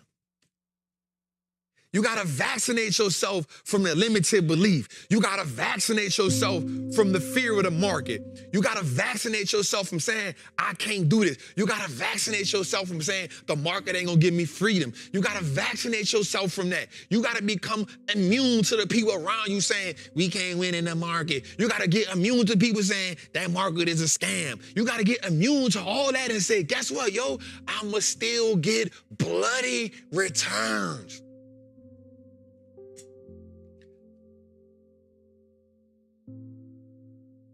Gotta tell yourself that. It's about never panicking. It's about seeing the market go down and saying, instead of me panicking, this is the right opportunity. And watch this. Watch this. I will not throw an intercept. I will not fumble.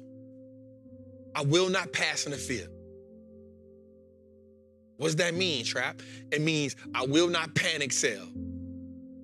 It means I will look at my watch list to know where I'm gonna get the right companies from. I will understand what the market is rewarding. I will not let the market trick me out of position. I will not turn a positive play. I will not let a positive play turn into a negative play because I'm being greedy. I will stick to my formula. I will understand what type of mindset I've cultivated.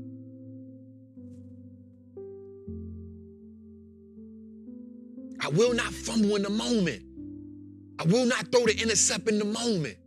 I will not listen, certain quarterbacks, Jose, like this what made Tom so good. Hey, bro, he had this clock in his head, right? Like we understand that Tom wasn't never as mobile as Patrick Mahomes or Lamar, but he had this clock in his head and he understood, hey, 1, 2, 3 seconds, I gotta get off the ball. He had the clock in his head. So guess what? The pressure was never the environment. The pressure was never the environment. He didn't let the environment put unnecessary pressure on him because he had a formula. By 3 seconds, this ball gotta come out, or I gotta do what? I gotta move. I gotta manipulate the pocket. I gotta move the safety with my eyes. I gotta move the corner with my eyes. I get to the line of scrimmage. I see what's going on. I gotta move the tight end over here. I gotta put this man in motion so I can see if they in man or zone. So guess what? Every time you show up to the market, you saying, hey, the 10-year bond doing this, guess what? They in a blitz. China did this, that's a blitz.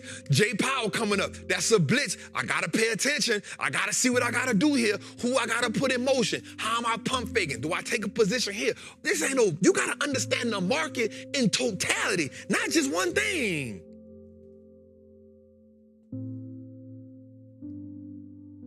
It's not just, I'm gonna make a call, I'm gonna make a put. What is the market giving me?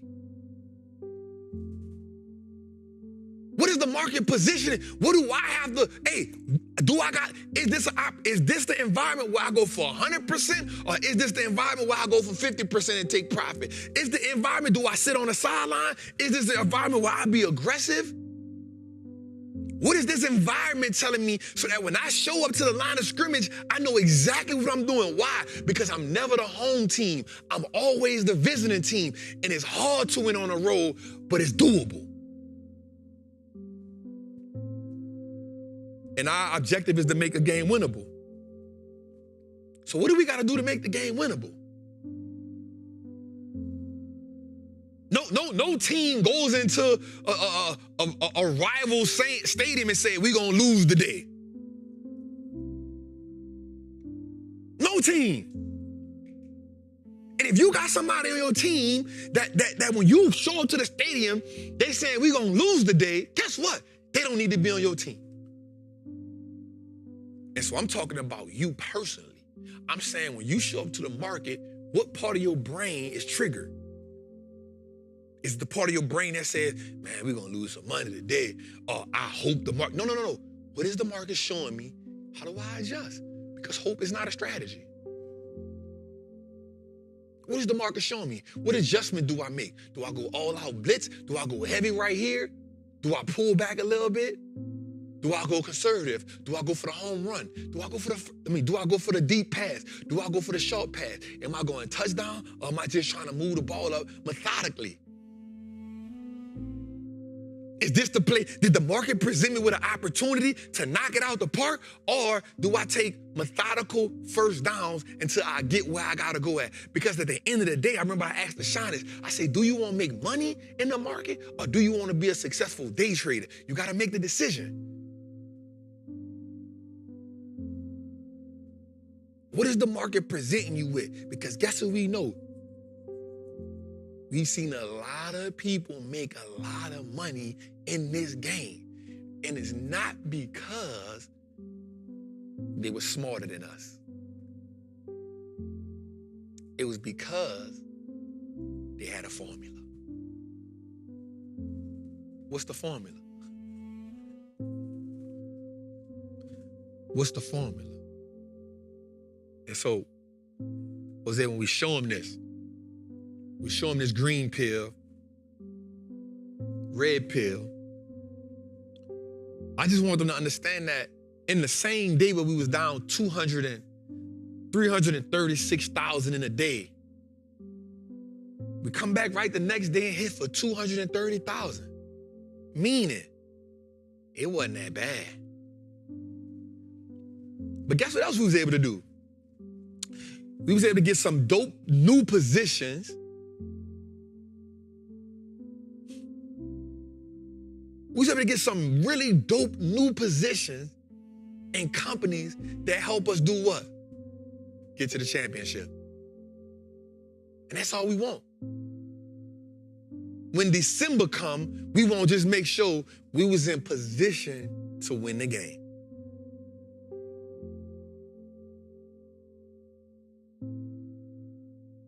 That's what we want to know.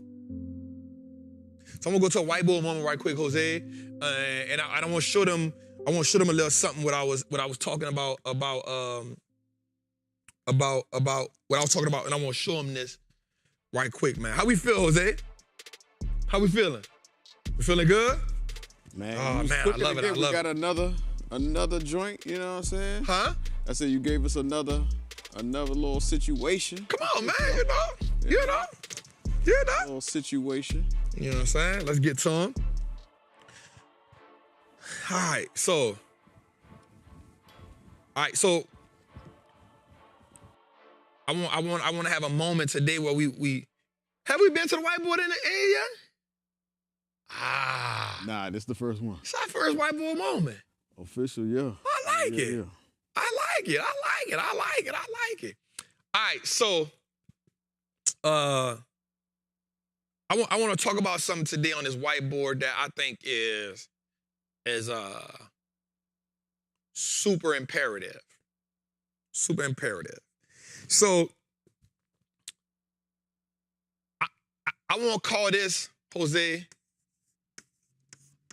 bottom buyers. Right? Bottom buyers, Jose. So when I talk about bottom buyers, Jose, this is healthy for us when we plan a game, right? This is really healthy for us when we plan a game, right? So yesterday, here's what we saw. We saw at around, because if you notice, what they don't notice, but in their Patreon, I made this play. I made 2 plays on the Patreon and 1 buy and hold play at around 3:35. About 3:35. Now, why didn't I make those plays at 12 or 1 o'clock? Why did I wait that late in the game to make the play, Jose? Because I was looking for the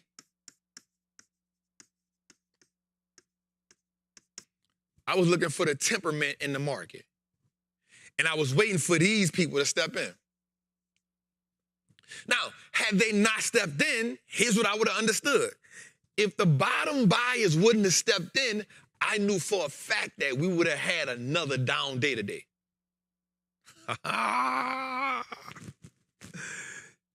If the bottom buyers didn't step in, I knew for a fact we would have had another down day today. Watch this. If you notice,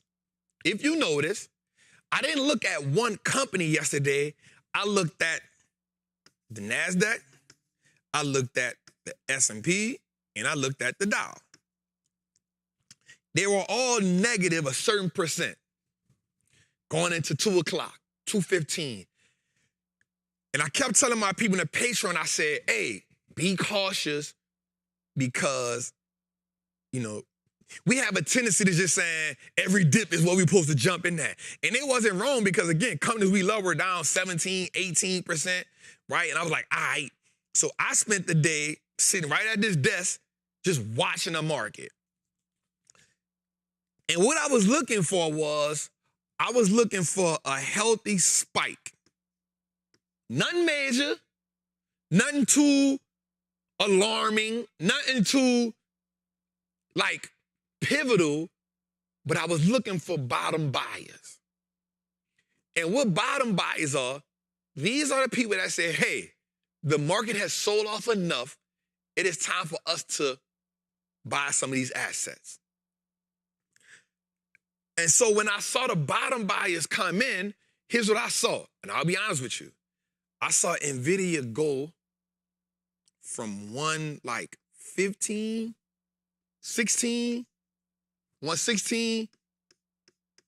to 118. And then I saw it sideways for a minute.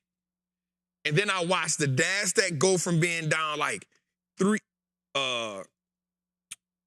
was at like 3.75%. I looked at my account was down $445,000. And it had done shifted. I said, oh, wait. I'm down. It was like, I was down like $399,000. I said, oh. And then I saw it go, and I said, if my account go to about 330, something like that, that means, watch this, they here. I said, if this go down, and then these, they not gonna move a whole percent, but if they move 0.5%, especially these two, if they move 0.5%, I understand now the bottom buyers have bought in. Right? If you a technical analysis person, then you saw around 330, you saw all your charts swung. Right? You saw all your charts swung. And what you saw me do yesterday in a Patreon, I didn't make the play until about 335, 340-ish. Because the market had a healthy swing. And that says buyers into the chat. All my technical analysis people, you saw it. Right? So I don't feed on technicals too heavy. I was looking at the same thing you saw in the technicals, I saw here. I saw looking at the Dow, the S&P, and the NASDAQ. I saw it here, and then I saw it here. I saw my account go from 440,000, maybe 2 o'clock, and I saw it just trickle down. Okay, it went from 440 to 402, 407, 415, got under 400, went to 399. I was like, okay, it's moving. Got to about 330. I said, okay. At maybe 3 something, whatever that time was, the Patreon group knew I took a snapshot. I said, yo, it's okay. I said, it's okay. Literally, after I put the snapshot in, maybe 20 minutes later, I put 3 plays in. Watch this. I saw the VIX. Go from 20, 21 to 19.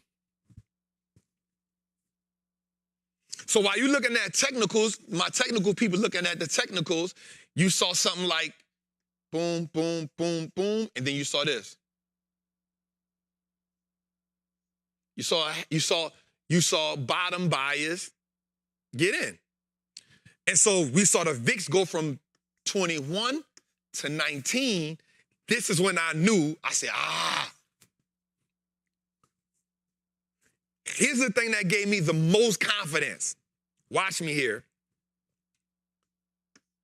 The 10-year stayed at 4.5.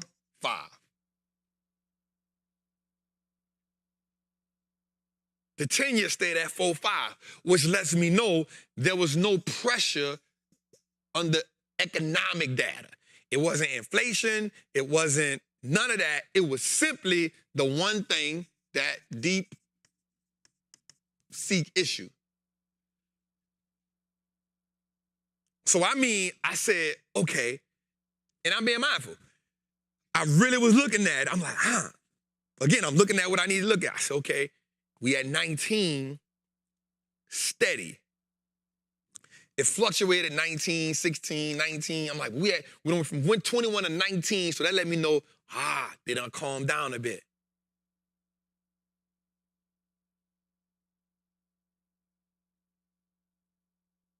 It calmed down a bit. I saw my account. It ain't at this no more. It's 336. So I'm like, we done went from 445,000 to here. Okay. These done switched from being down. They done gave up 0.5% more each. Okay. I said, they in. The market has got a healthy return, a healthy swing. I said, now remember, the market doesn't always repeat itself, but it rhymes. I said, we got bottom buyers have entered the chat. Because bottom buyers have entered the chat, you can't say for sure it's going to be a positive day tomorrow. But I said, based on this reversal, we have a healthy chance of tomorrow being a better day. Why? Because the stock market is a shoot first, ask questions later type of environment. Uncertainty takes them, I said something today, we're in an environment where good news is okay and bad news is horrible. Right? Because we still uncertain about what's going on. You got Trump talking about tariffs. They still trying to debate on how that's going to affect the market, healthy or bad. We got inflation is being sticky. Jerome already said we're only cutting 2 times this year probably. So the market is kind of being like, we don't have clarity. And then you get this, whoa, what is this? Because watch this. The market has already priced in so much positivity about AI. Right before that, Mark Zuckerberg had already said, we're going to spend $60 billion on AI. So you have so much baked in enthusiasm around AI for you. Remember, NVIDIA had just overtook Apple as the biggest company on the market. And so now when this company is being threatened by another company that's saying, we can do what they do for cheaper, the market immediately does what? Panic, knee-jerk reaction. Why? Because they put so much energy into what's the future of this, any threat to it now, hey, let's get off it. And it sends it's a domino effect. Everything attached to it falls. Anything close to it falls. And so what we had to do is say, okay, not panic. And I've always said this to my people. I said, listen, if the market ever panics, I'm going to probably lose at least 0.25% of my portfolio because I'm not going to panic. I'm going to let it play out a little bit so I can understand what's going on. And then I'll make adjustment in the next 2-3 days, right? Because I need to see what's going on. I'm not going to have the knee-jerk reaction, so I don't want you to have I got to save capital type of mindset, right? You understand what's going on, you move. And so again, yesterday, once we saw the bottom buyers in, and my group could tell you, I made the play around 335, 340-ish. So I stayed getting ample amount of time to make a play, but I didn't make a play until I see these people came in. Now watch this. Here's again, I told you, it's about you showing up to the line of scrimmage saying, what is the defense putting in my way that I got to adjust to? Watch this. If I would have made these same plays today, I would have at least missed out on at least 100 grand, 150 grand. Because the plays got in motion overnight.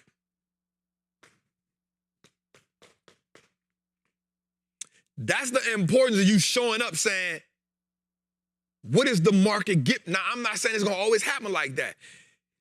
If I would have made these plays this morning, I probably still would have had $150,000, $160,000 day. Not bad. I get back maybe half of what the market took from me yesterday. But we hit for 230 today. Why? Because we got in position yesterday. And so what happened was the market recalibrated itself overnight.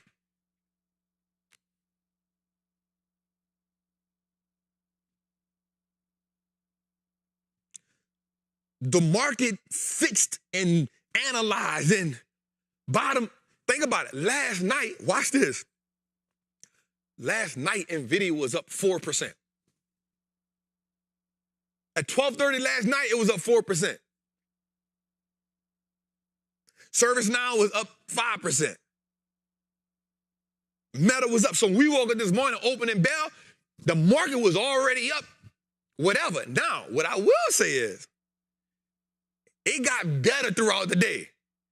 The market went from being up 1% to about 2 o'clock today. It was up 2.14% on the NASDAQ. 3 o'clock, by 4 o'clock, it was up 2.3%. It was a great day.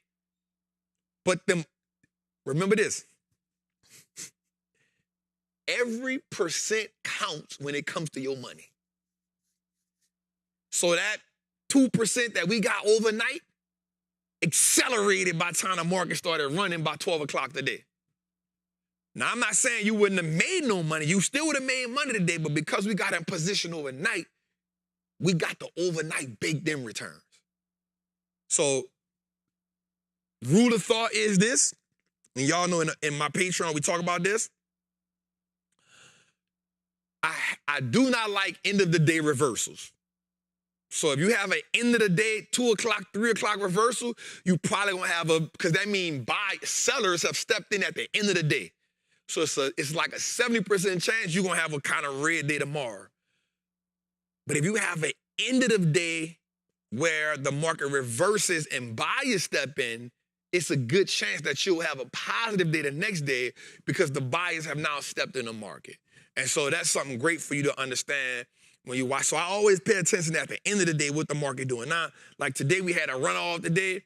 Like that doesn't say what's gonna happen tomorrow.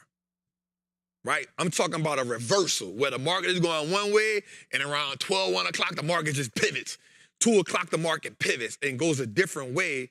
It's an inclination of what can happen tomorrow unless something happen overnight. So yeah, I want to talk about that today. Just bottom buyers are good for us. And I wanted to just tell my Patreon community and you all, I want to explain it all at one time. You know, these are the things that helped me make those 3 plays yesterday. When I saw these 3 things take place, I saw my account start slowly pivoting. I saw the NASDAQ, the S&P, and the Dow kind of pivot upward. I saw the VIX move downward, but the 10-year stayed the same, so that let me know it wasn't an economic situation that I was moving on. So, yep. Wanted to talk about those bottom buys, man. Jose, how we feel about that? How we feel about that, bro? How we feel about that, dog? That was good, and that thing was looking crispy over in the new. Crispy. Yes, I'm sir. to the squad for that. Yes, sir. You know what I'm saying? Yes, sir. All right, That's a so clip. You know that, right? what? That's a clip right there. Oh yeah. Look, go on. They can hear me crunching? What you say? They can hear me crunching? Yeah, they can hear you crunching. I didn't even understand what you said because you crunching. Mm-hmm. All right, so we're going to do something new, Jose. Let's go to our 1-800 Trap Hotline early. Bet. Let's go to our 1-800 Trap Hotline early. We're going to start waiting. We're going to start waiting till the end of the day, the show, to do our Trapper Hotline. Start waiting till the end of the show, Jose. Let's stop doing that. Good job. Let's go.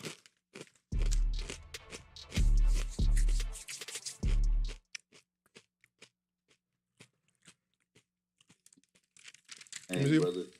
Jose, needless to say, I'm glad you got a mic, man. Salute to you. So Don't do today, that. I'm asking about this book right here. You already know what it is. I saw in the group that you purchased it. Now, we all that do own it already know what it said in the first week. The first week reflected opposite of what the book said. So it actually turned me off in that process. My question to you moving forward, is there anything that you read, that you seen, that you analyzed with having that book that seems to be accurate? If so, you can either answer the question right now, on live air, or you can just send it to us in the group and let us know what you personally think about the book on the Master of the Triple Beam and the Patreon. Side note, sidebar, everybody who's thinking about joining Trap, man, you guys get on the wave, bro. Trap been going crazy. He been putting everybody on. The shit go up and it go down, but the percentage and the accuracy rate that this man got is far none, bar none, guys. So salute to your family. In the meantime, we signing out. Coach Thomas, we'll see you at the top. Bye for now. Brother. Somebody in the chat said, we always hear you crunching, chat. I had to ask Jose so I could turn my mic off while. It was great. I didn't know what you was trying to say. I was like, I turn the mic off while I take my little snack. So first of all, appreciate you, my guy. You are amazing. You always ask some great questions. The book is the 2025 Stock Almanac. I've been getting it every year since about 2018. The book is amazing. I will say with the book, you have to, be a reader and look at research. So let me say this, Coach. So it didn't turn me off. Remember, the book is based on from a 30-year lens. So it won't always be like accurate. Meaning, like I wrote something down that we're gonna talk about later. It says we're gonna talk about the trifecta, and it gives a range from 1950 into 2023. So it works on averages. That didn't happen in the beginning of the week. So there's a thing about the first 5 days of the market. But one of the things it did say, and I'm gonna talk about it later on tonight. It says that 80 to 85% of the time, if we are up, if the market in 80 to 8, all right, let me start over. Okay. 80 to 85% of the times when January is positive, the market ends with a double-digit return. And that's from 1950 to 2023. Right? So we'll get into something tonight where I break down the numbers on that. Where we break down the numbers on, 14 of the last 18 post-presidential elections. We're going to break down some numbers on that. From 2001 until 2013, we'll talk about those numbers. I'm going to break them down for y'all tonight. We're going to get into more of that. So yes, I will say, don't let the book turn you off, because there's a lot of information in the book. And remember, it's going to deal with the law of averages, which is what we have to deal with, which is why we often say, Coach, we say the market may not always repeat itself, but it'll rhyme. Last year, one of the biggest things was it said that April is a great month in the market. But if we know last year, April was brutal. But we wound up getting a good May. We wound up getting a good June. And then July was supposed to be a good month. But it got crazy early and we couldn't get into it. But remember, September is always the worst month. But we got a great September last year. You know what I'm saying? And I remember saying, like, I think September gonna be good because July and August was just so brutal. So it's always a law of averages, and what we say that the market may not always repeat itself, but it rhymes. And so it just says that if we look at it that's why I say we look at it from a 30 or 50,000 square foot lens, we say, okay, this is what normally happens 80% of the time or 83% of the time. But you still have that, 17% or whatever, where the market just does something different. And remember, you're looking at it from 3 ways. And the number one way is investor sentiment. So there can be something going on different in the environment that triggers a different idea. Remember, so we have something different going on. So watch this. You not have to look at Watch this. How has the first 5 days performed in January on average with a new president coming in? Instead of just saying, right? Because there's different things that are taking place in the moment. So instead of usually looking up, instead of the book saying, the book says, this is how the first 5 days of the market typically performs, and then here's how this happens. Well, what happened new? Well, what happened new was we had a new president come in. How does that happen based on that information? Well, what happens when inflation is high? So you got all those things that take in place, Coach. So that's definitely a great question. And that will be my response to it. And I hope that made sense, man. Salute to the king, man. Let's go, Jose. Next question.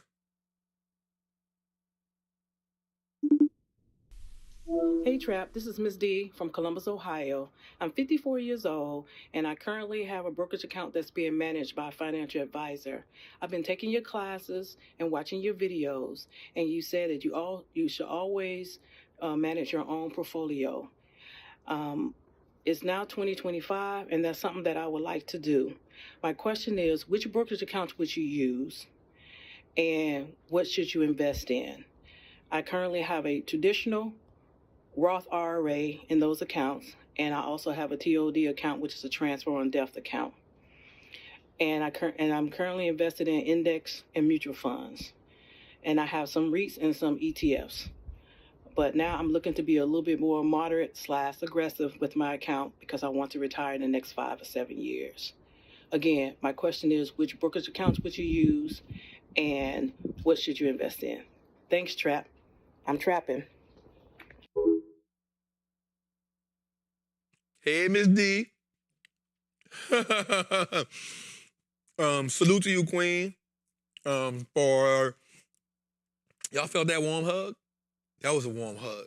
That was a warm hug that said, if it's cold outside, she cooking something that's gonna make us feel right. Right? Shout out to Bernard, because if it's cold outside, he want a vegan stew. Bernard want a vegan stew. You know what I mean? Jose want a trans vegan. You know what I'm saying? I want some chicken pot pie or something. Me, you know what I'm saying? So shout out to Miss D. So first of all, let me congratulate you for just having the courage to say, yo, I want to take control of my financial destiny. So, want to retire in 5 to 7 years. And y'all know my saying, I think that anybody could be a millionaire in 5 to 7 years.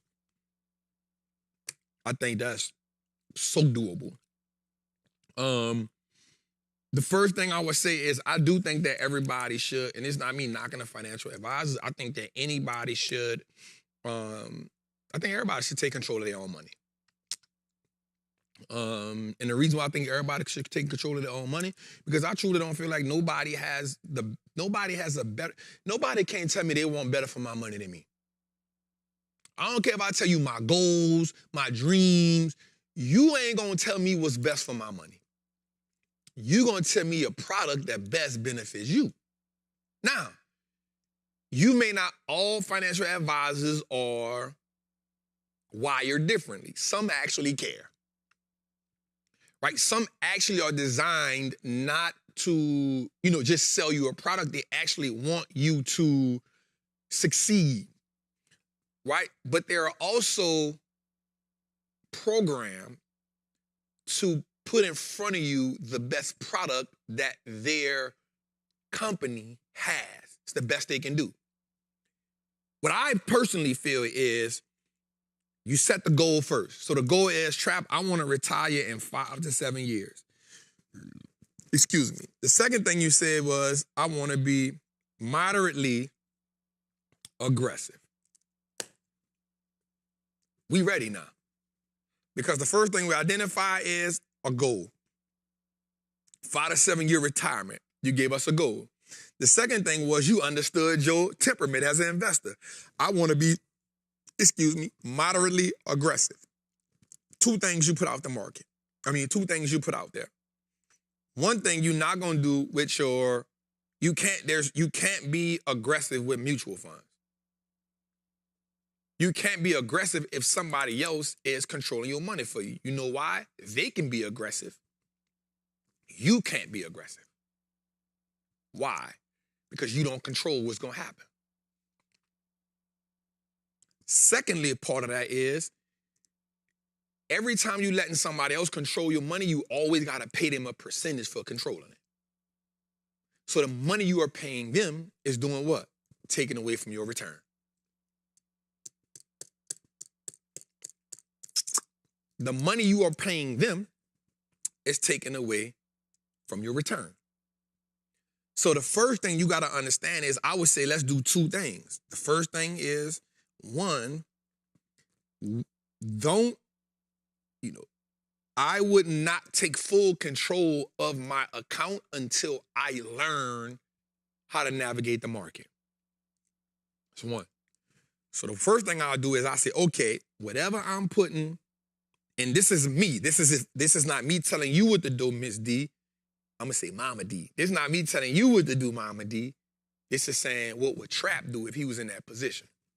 So the first thing I would do is I would say, okay, how much am I allocating to this?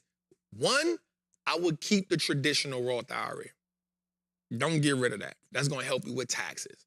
What I would do is I would get it self-funded. Well, you can take control of it, right? That's what I would do first. I would take control of that. Because if you get rid of it, there's probably a penalty and all that. So I would see, what does it look like? What is the rules? What is the payment plan? What is the penalties for you taking control of that? Because that IRA is going to allow you to do what? Play the tax game. It's going to allow you to make money. And then when you do retire at that age, you don't pay the taxes in that based on the age requirement. That's one. One of the ways that you get killed in retirement is in building wealth in general is through taxes. So the first thing you want to do is see, what does it look like for you to take control of that so you can control it? Right? What does the rollover look like? What does the penalties involved? You got to be aware of that. The second thing is, again, knowledge and information. Because you don't want to just take over just because you don't want them to control it. You want to take over when you have the confidence. What I would say is you in a Patreon, so you have some control right there. The next thing I'll say is, okay, here's what I'm going to tell you. And people not going to agree with me on this, right? Being aggressive, you can't be aggressive with REITs. You can't be aggressive with REITs. So now you got to make a decision. You got to ask yourself this question. You got to say, I need two accounts. I need one account. I can keep that as my Roth IRA, where I use this account to trade or build out a portfolio that will be passive. This is what I would do.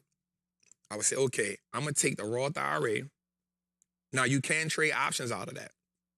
But remember, there's a minimum on the money you can have in that. But once you trade options out of it, you're good.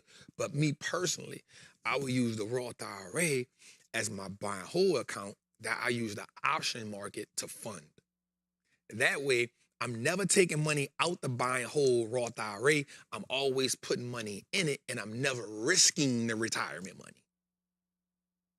Right? Because when you say I want to be aggressive, you're going to be aggressive two ways. You're going to be aggressive in trading, and you're going to be aggressive with growth stocks. So the way to do that is you let the Roth IRA fund, you let the options market fund your Roth IRA, which is somewhere about, what, 65 to 7,000 a year, somewhere like that a year. So you're going to make that aggressive. You're going to go, I wouldn't go a lot of stocks in there. You got to ask yourself, do I want this to be a portfolio that pays me dividends and have growth? Because now you can get companies like Meta. All the Mag 7 now don't pay dividends except for Tesla. NVIDIA pays dividends. Apple pays dividends. Microsoft pays dividends. Meta pays dividends. Google pays a dividend now. Right? So all your Mag 7 now pays dividends. So you can ask yourself, what part of the Mag 7 do I want to keep? Where do I want to be aggressive? And you can keep the REITs, but you gotta say, okay, I want to go with quality REITs. So if I go quality, I'm gonna go Prologis, right? Somebody like that. I'm cool with that. I'm not gonna go old realty. That's just me. I'm gonna go Prologis, and I'm gonna go find one or two other companies that pay really good dividends. I'm gonna lock in with that. Okay, 8. Oh, she over 50. Yep. So that's 8. Now you get to go up a little more if you over 50. So that's 8K. Thank you for that. Right. So I'm gonna go REIT. I'm gonna go Prologis because you can get that money. I may even go SPG, Simon Property Group. Great dividend. I ain't mad at those. So now you got 2 strong, solid dividends. And then I'm gonna go find me 2 other strong dividend companies that's gonna pay them. That has a little I'm Costco, you know what I'm saying? Something like that. That's strong.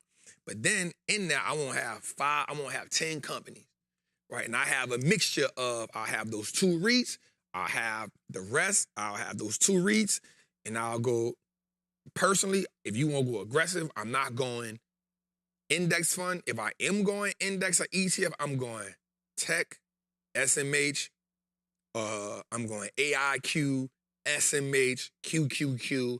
That's where I'm going at. That's aggressive.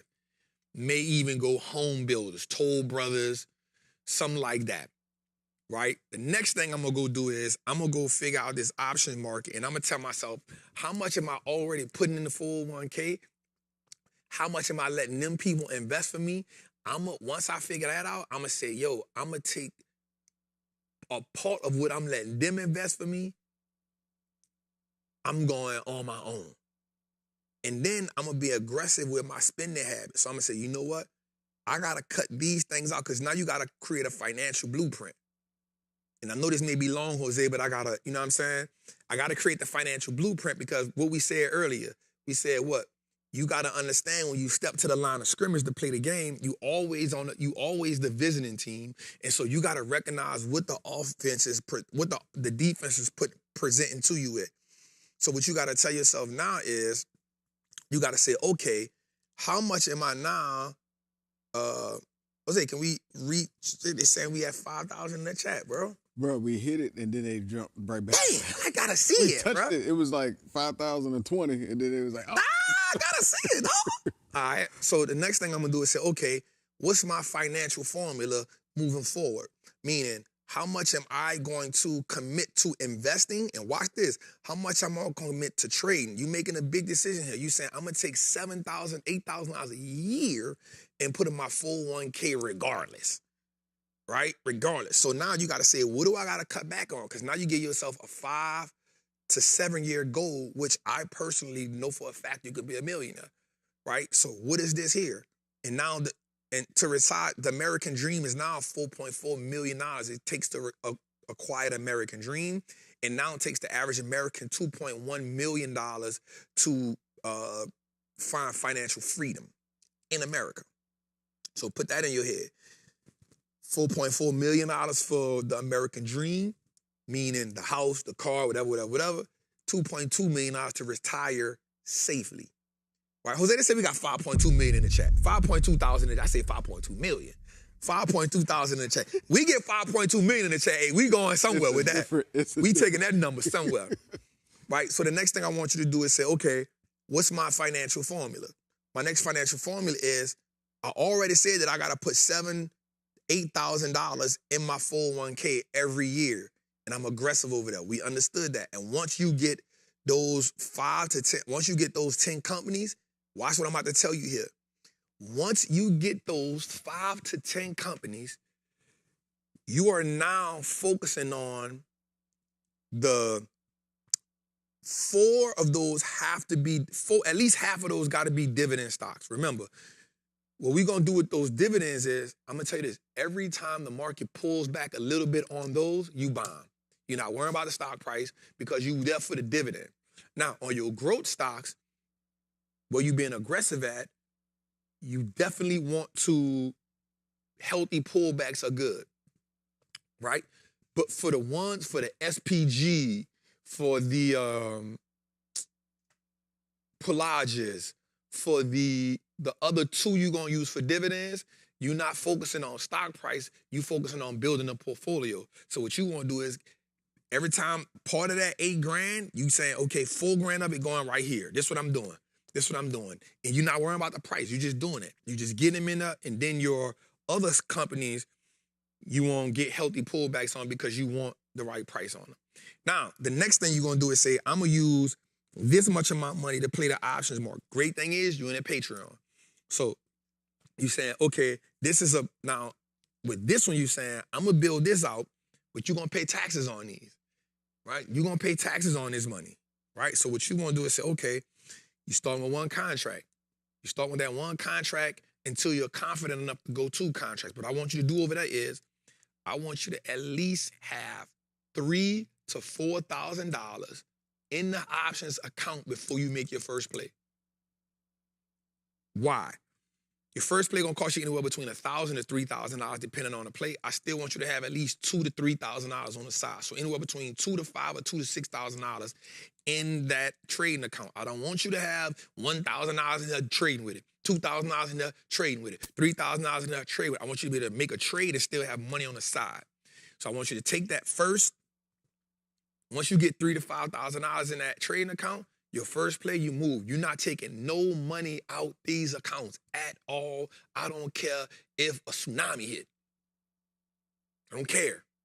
You're not taking no money out these accounts. You're going to now label this account the Freedom Fund. That's what this account is called. Because you got 5 to 7 years to make yourself free. And so that means I don't care what happens in life. You're not touching that Roth. You're not touching, I don't care if it's emergency. I don't care. I don't care. You're not touching it. You're not touching it. Because the minute you touch it once, you now okayed it in your brain that you can dip out of this pot. You're not touching it. So first thing you're going to do is, you're going to say, boom. Once I get comfortable enough to turn this 1 contract to 2, the next level you on now is 2 contracts. I don't want you to be in more than 1 play until you done reach the level where you can get 4 to 5 contracts. As long as you're still getting 1 contract and 2 contracts, I want you in 1 play. I don't want you to listen to all the noise. I want you in 1 play, and I want you to find the 1 play that you feel is best. Once you get to 4 to 5 contracts, then you can say, okay, I can do 1 contract over here, 2 contracts over here, or 2 contracts over here, 2 contracts over here, but I never want you with 0 money on the side. If you get in 2 different plays, you got to at least have 0.25% of those positions in cash.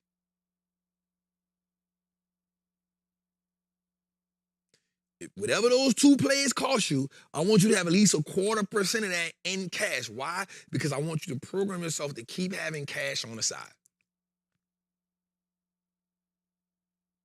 You gotta have that. And so now we just working the game. And then you keep doing 1, 2 plays. Remember, they're gonna have some pullbacks. You gotta not panic. You stay in the game. And then we move a little forward. Once we get to 5 contracts, and I'm gonna tell you what's real. Once we get to 10 contracts, the whole game has changed.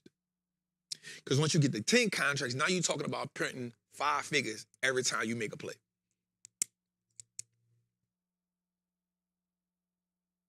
Once you get to 10 contracts, you've put yourself into a position where you're making 5 figures every time you make a play. And I promise you, by the time you at least a year in, you should be ready to do 10 contracts.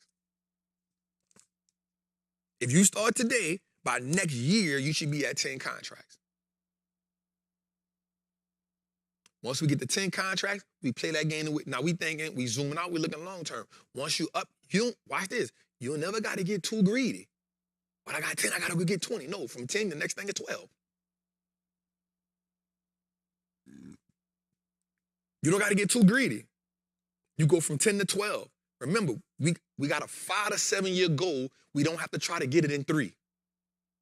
The biggest issue is you have a 5 to 7 year goal. You try to get it all in 1 or 2 years. No, you gave yourself 5 to 7 years to retire. What does that mean? By year 6, we should have retirement taken care of. By year 7, house money. What I mean by that, whatever the financial goal is, what we said $4.4 million American dream, $2.2 million to retire safely. I'm telling you, you could be a millionaire 5 to 7 years. So that means by year 5, if we doing the thing where we supposed to be at, by year 5, we should be done accomplished it. By year 5.5 at best. By year 6, we should be in house position. House money. We're never touching, watch me here, we're never touching the money out the market. But here's where it's going to get good at. Once you get the account to where you having $200,000-$300,000, anywhere between $100,000 and $200,000 in profits, you got to now go get you a CPA. Because H&R Block don't know how to help you right here. TurboTax, they don't know how to account for this right here. You gotta go get a CPA now because you've now, watch this, you've now entered a tax bracket where you have, outside of your working income, you've now entered another tax bracket because you've upped the 100K in profits, and that's investment income that you've made out of the market, which is probably taxed at that same rate because you're not holding it a year and a day. So you got to go to a CPA to help you with that. The worst thing you can do is start getting $100,000, $200,000 in profits and still going to the same CPA. Once you start making more money, you got to start getting with people who know how to help you make that kind of money. So now you got to go get a CPA who not going to charge you that much money to say, hey, I'm making this on my job, but guess what? I've made $100,000 in profits in the market. I've made $200,000 in profits in the market. Do you deal with individuals who make money in the market? And if you do, can you show me some of the strategies that you have? Do not commit out the gate. Go shop with 2 or 3 of them that can give you an idea, and then you go find somebody who has a CPA. Remember, you don't got to rush this. You don't got to feel pressured. You go find somebody that got a CPA and say, hey, check this out. I got a CPA. I'm making $100,000, $200,000 in the market. What does your CPA handle situations like this? And I promise you, Queen, 5 to 7 years, we can not only retire, but we can retire comfortably. Let's go, Jose.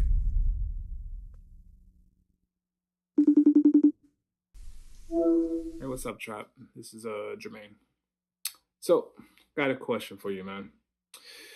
I know that you you don't have a Roth IRA anymore because you're blessed, and that's the goal. But the question I have for everybody that do have a Roth IRA and they're not in that tax bracket to where they don't have to have a rollover. In your Roth IRA, if you had to pick 5 individual companies, what would be your starting 5?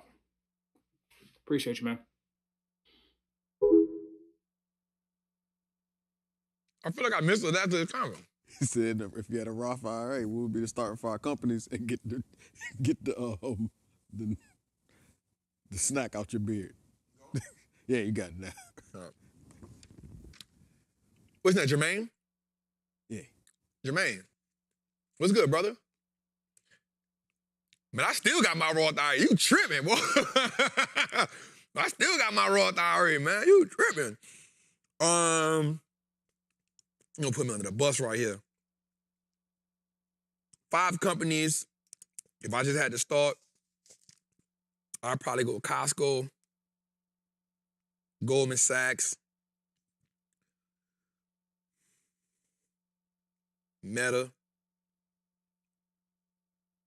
Amazon, Apple. If I had to go 5 companies just off the top of my head, I would go Costco, Goldman Sachs, Meta, Amazon, Apple. Costco because you just can't beat the business model. Goldman Sachs, nothing get moved. 80% of the things that happen on the market got to go through them. Meta is just because I feel like Mark just dialed in. I just feel like Mark Zuckerberg just dialed in. I feel like,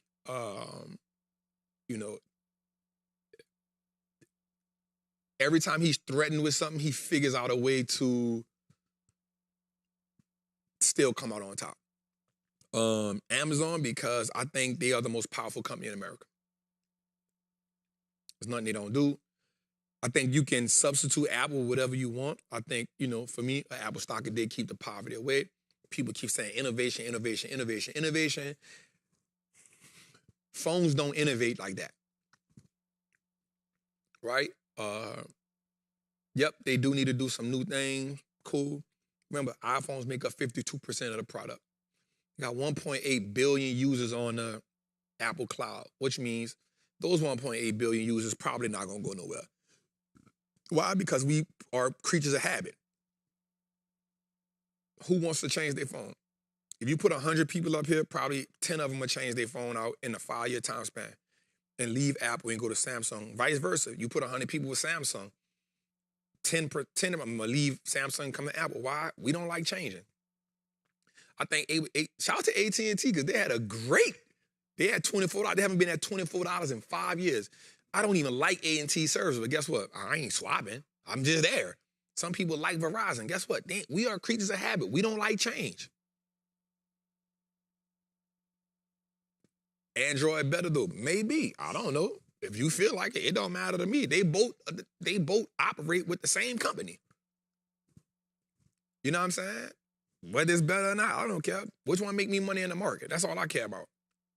Right? I remember I used to be on that blue, man, I don't care about none of that no more. Right? But whatever you on, that's what you on. And you ain't gonna change. And so China is making amazing products for phones. We in China. We not in China. I'm in America. I'm in America. I'm not in China. And Apple's them and Samsung go 1 and 2 every so many years with that. So that's how I feel, man. Apple doing a lot. 1.8 billion users. They make more money they have more revenue than 95% of the companies in America. It is what it is. You know what I'm saying? So I think you could probably swap Apple out with NVIDIA, depending on what you want.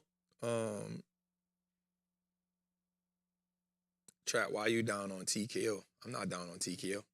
But that's my idea for that, brother. So I will go Costco, Goldman Sachs, and what that does is it allows me not to be locked into the tech trade too heavy, and still have bangers. But you can go wherever you want. You can go,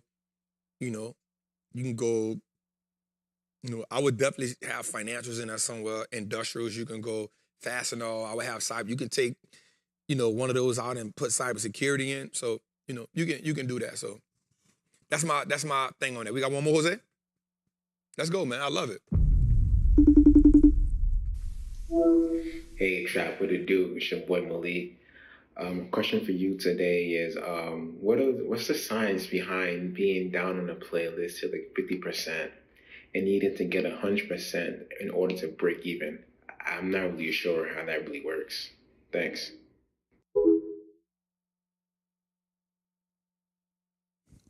Yes, please.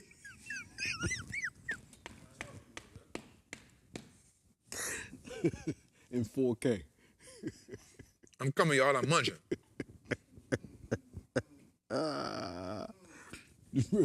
It's all the beer, just cashews.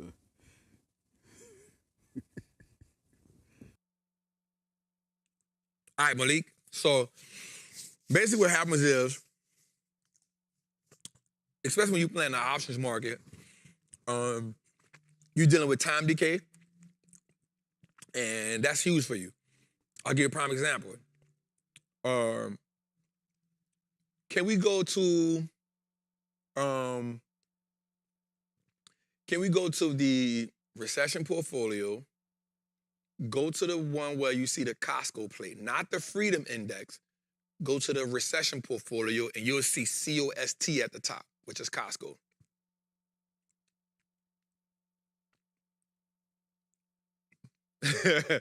Say Trap a whole munch out here. Right, be having the munchies, man. Y'all playing on me like that. All right. So if you look at this Costco play right here, this is a prime example of that. So me and Sean were talking about this earlier.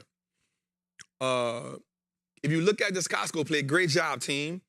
If you look at this Costco play, you see it's an April 17th, but it's a $935 call. But you see the call is down $5,000. Now, we've been in this play for maybe 4 months. It done went up and down, up 4 or 5 months. It's been up for maybe 4 months. 3 months maybe. 3 months, because it goes in April, February, March. So we've probably been in the play 3-4 months. Up and down, up and down, up and down. But watch this. The closer we get to the expiration date, the more the theta goes against us, and the more we need a higher return to get back to break even. Right? So if you look at Costco right now on your phone, you'll see that Costco is about $960. Why am I down on this play? Right? Why am I down on a Costco play that's 935 call that we got out the money? Clearly the stock has passed that up. Well, why are we down $5,000? Well, what happens is the stock, think about an ice cube. This is the best way I like to put this. Think about an ice cube and think about the sun, right? If you put the ice cube out at nighttime when the sun is not out, it has an opportunity to stay whole longer. But watch this. As we get to morning and the sun comes out, as we get to 12 o'clock, 1 o'clock, the cube does what? Melts faster. Why? Because as the sun comes out, it gets what? Hotter, which means the closer we get to the sun coming out, the higher rate this cube has to melt. Does that make sense? What happens is, the closer you get to the expiration date, the more your options contract is decaying. It's dying faster, and the more you need it to be right. With this play, I'm only down 3%, but watch this. Yesterday, and so much going on, I was up $800 on a play yesterday, and I contemplated selling it. The reason why I contemplated selling it, I said, oh, it's April. I'm already behind. So at this point, I'm behind on the options play. I'm playing catch up. I'm not in front of the play. I'm behind the play. Why am I behind the play? Because my strike price is now, the options price is now past my strike price, and my expiration date is closer. So now I need the stock to move faster so I can break even. So now I need a different break even. Now, the only thing that can help me here, like yesterday, Costco was up $25, right? So we need chunks like that to happen in order for me to catch up. And I hope I'm explaining that in a way that makes sense. My stock price, my options contract is behind, is trailing my stock. My options contract is trailing the stock price, and my stock, and the stock price is closer to the expiration date. Does that make sense to y'all? All right, so let me say it again. The options contract expires April 17th, and the price was $9.35. The stock hit my strike price, but because of the theta, which dictates how to, because of two things, the data and the delta tells me how my stock moves based on stock prices, and the data tells me how is my option decaying, meaning going against me as it gets closer to the expiration date.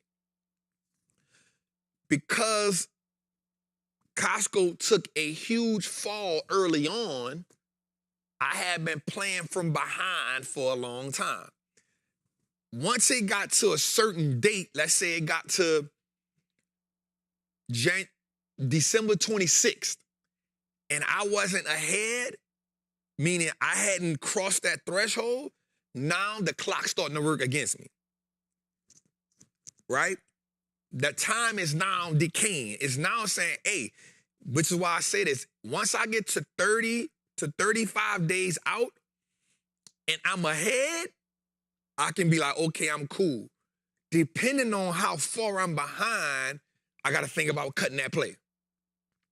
prime example, in my NVIDIA play, we had an NVIDIA play that we cut last week. We got up $1,000.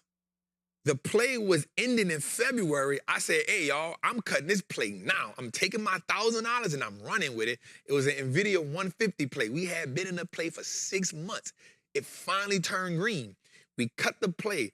The next day, stock fell. Watch this.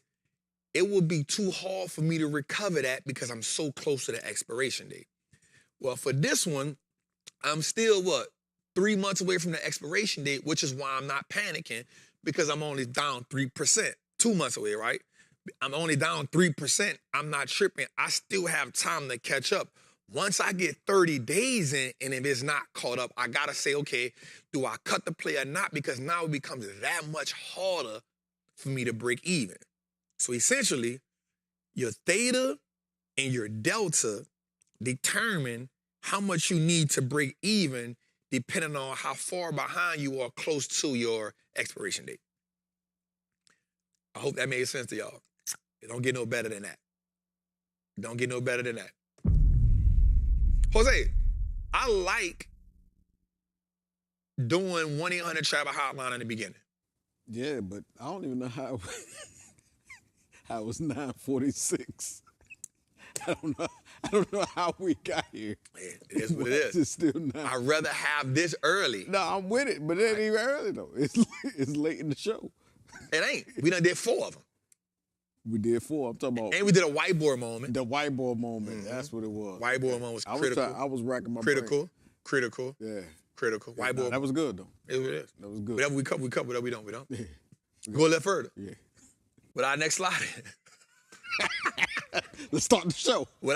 Start the show. Start the show. Start the show. All right, what we got next? Why we get to that? Hey, they trying to cut. Hey. Cut the show. Hey, that's a crazy graphic, boy. Steve got blood in my eyes. That's a cold-blooded haircut. All right, let's get to it, man. Come on, we got a little more to go. All right, where we at? All right. So I wrote this down, and Coach Thomas, this help you out. Where January goes, the market flows. So 2004, 6, 7, 9, 13, 15, 17, 19, 21, and 23. The market was positive. It ended positive. And I just did this from 2004 on down, so it's 20 years, right? It did really good. And I wrote this down to you so you can see it. I wrote this down. Every down year in January, 14 of 18 post-presidential election years followed January without exception. Meaning 14 of the 18 past presidential years followed January. Meaning whatever January did is what the year did. Now, here's the key word in that. Here's the key word in that, Coach Thomas. Post-election years. Right? So we always got to take into account what's going on in the moment. We're in an election year. So 14, a new president came in. So 14 of the 18 years followed. Watch this. 2021, it didn't. Because 2021, January had a plus 2%. It ended minus 13. In 2018, January had a plus 5% and ended minus 6.2. 80-85% of the time when January is up, the market gets a double-digit return from 10 to 12%.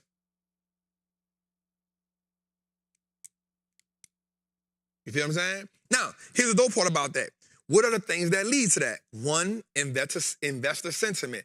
How are investors feeling about the market? 2, economic data, meaning what is the data, inflation, 10-year. And number 3 is seasonality, meaning what is happening in the seasons, what cycles we are in. All of those things, pay attention. Let's go a little further, man. All right, here we go right here. Overall performance. Positive Januaries, when the S&P ends January up, the full year has historically shown an average of 10-11%. Negative Januaries, on the other hand, if January ends in red, the market tends to deliver an average of -4 to -6%. Here's where that helps us at. I want to show y'all something. I want to talk about something.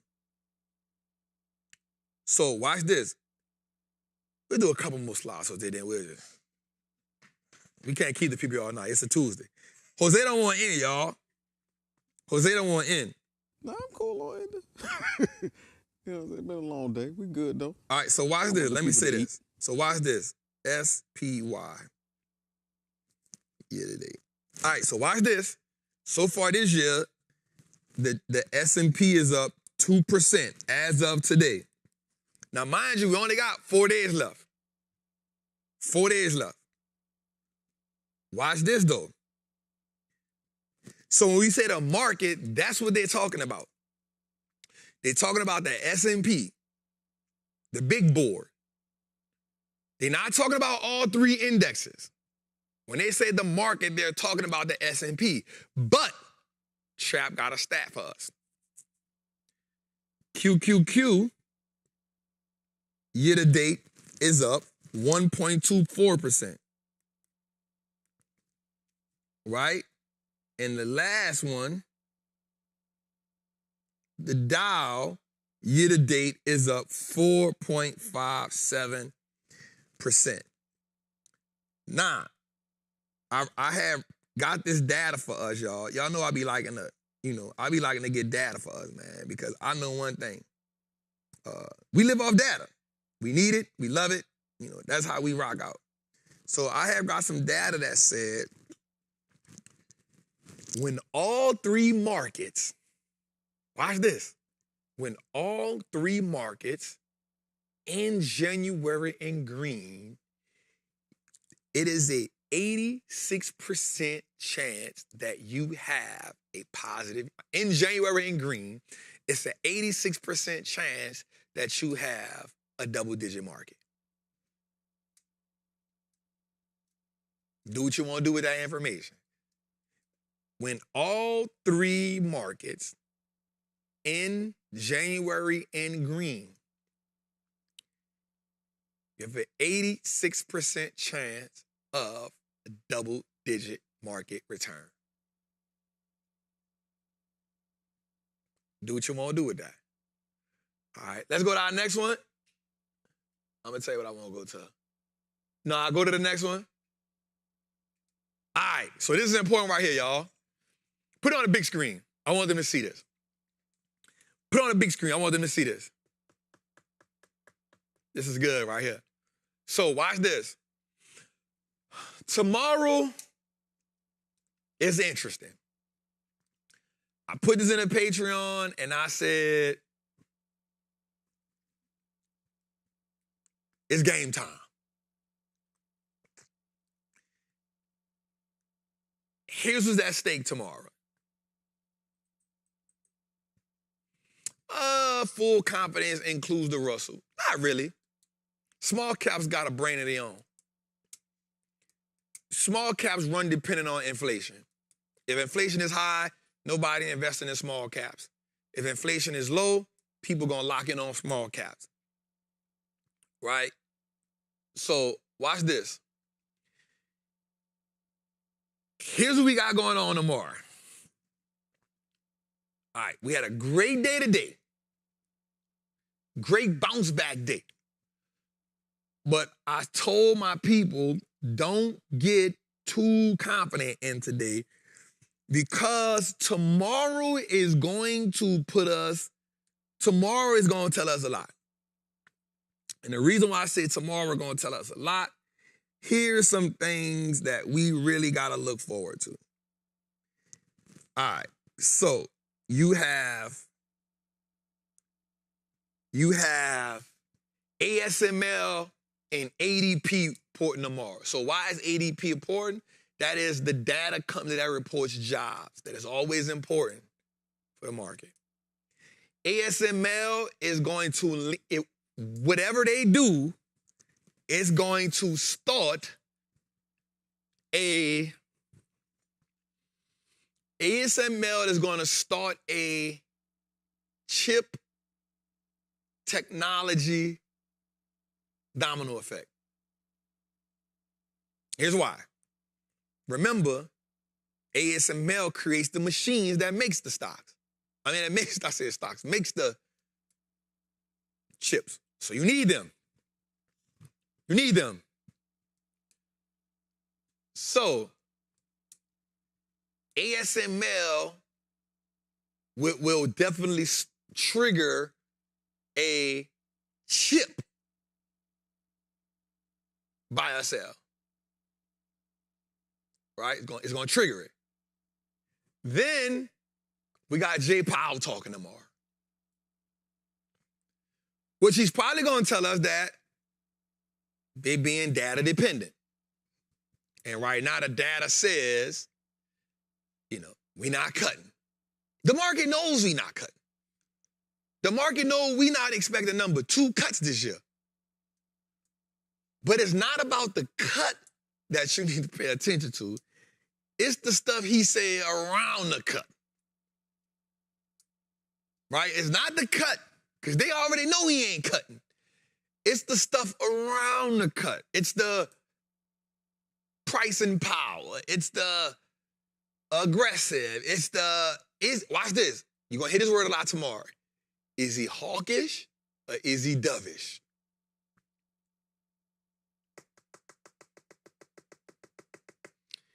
You're going to hear they say, is he hawkish or is he dovish? What does that mean? Dovish means he okay with what's going on. Hawkish means uncertainty and inflation is where they don't want it to be at. Now, mind you, your newest president came out and said he demands that inflation go down. I don't know how much pressure that puts on Jay Powell or not. All right? Secondly, after hours, you got big dogs reporting. You got Tesla, Meta, Microsoft, ServiceNow. If you're in a Patreon, 1, 2, 3, 4 will heavily trigger our account.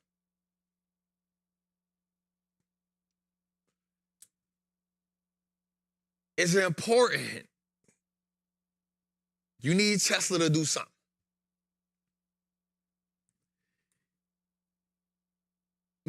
But Tesla won't send the market.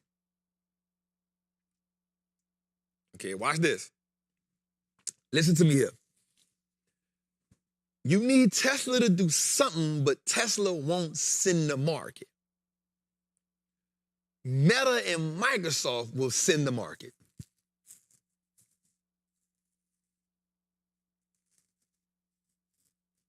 Okay? I'm taking the afternoon off tomorrow. I ain't mad at you. Okay, I'm gonna say it again. Tesla won't send the market. Worst case scenario is this. ASML slides. Jay Powell come talking crazy. Tesla slides. We having a red day. No matter what Meta and if Meta and Microsoft don't add to it, it's going to be a horrific day. We back to where we started off at Monday.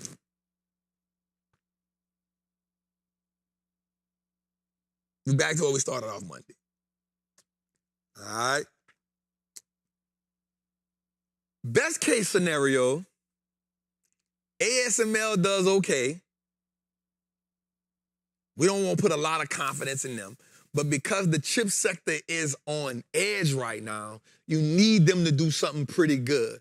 They're going to affect, because we don't have NVIDIA till next month. We got a lot going on.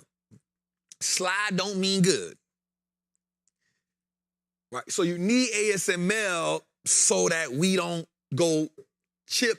Now, y'all talk about me, but Jose Eaton. Right? So you need, so I'm gonna tell you, if you in an NVIDIA play, if you in an AMD play, if you in the ANET play, if you in a MAT play, if you need, say Smooth, that's some hateful stuff right there. Please go back Monday, I missed the low. So you want to sacrifice everybody else's money because you missed. Bro, that's some selfish stuff, dog. You ain't hunting like a pack of wild dogs right there. You like a lone cheetah leopard right now. You gonna say go back to Monday because you missed. So you want everybody to lose money because you missed. That's selfish, bro. That's selfish.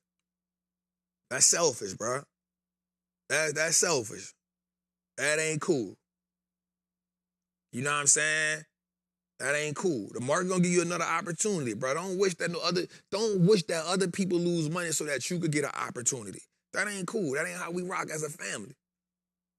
You know what I'm saying? That ain't how, especially not go back to Monday. Come on, bro. Don't do that, fam. Like, be better than that. You know what I'm saying? Don't do that. We just talked about that.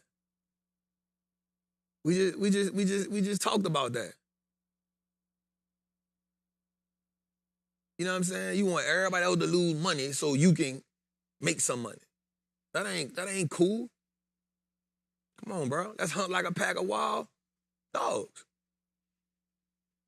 Opportunity's gonna come. You know what I'm saying? So if you're in an NVIDIA play, if you in an NVIDIA play, if you in any type of chip play, you want ASML to do enough where they beat earnings. You don't want them to send the market. Right? Because they're gonna affect you. And you don't have nothing to bounce you back. Because just because Meta and Microsoft do good, don't mean it'll affect the chip sector. Right? They can affect that tech sector, but not that part of the sector. So you want them to do good. You want Jay Powell to be dovish. You want Jay Powell to be dovish. You don't want him to come up there with that stupid talk. So tonight you need to say, God, right? Coming to Jay Powell heart in the morning. That way he speak positivity over the market. That he give the market his blessing. That his grace be bestowed upon the market. You know what I'm saying?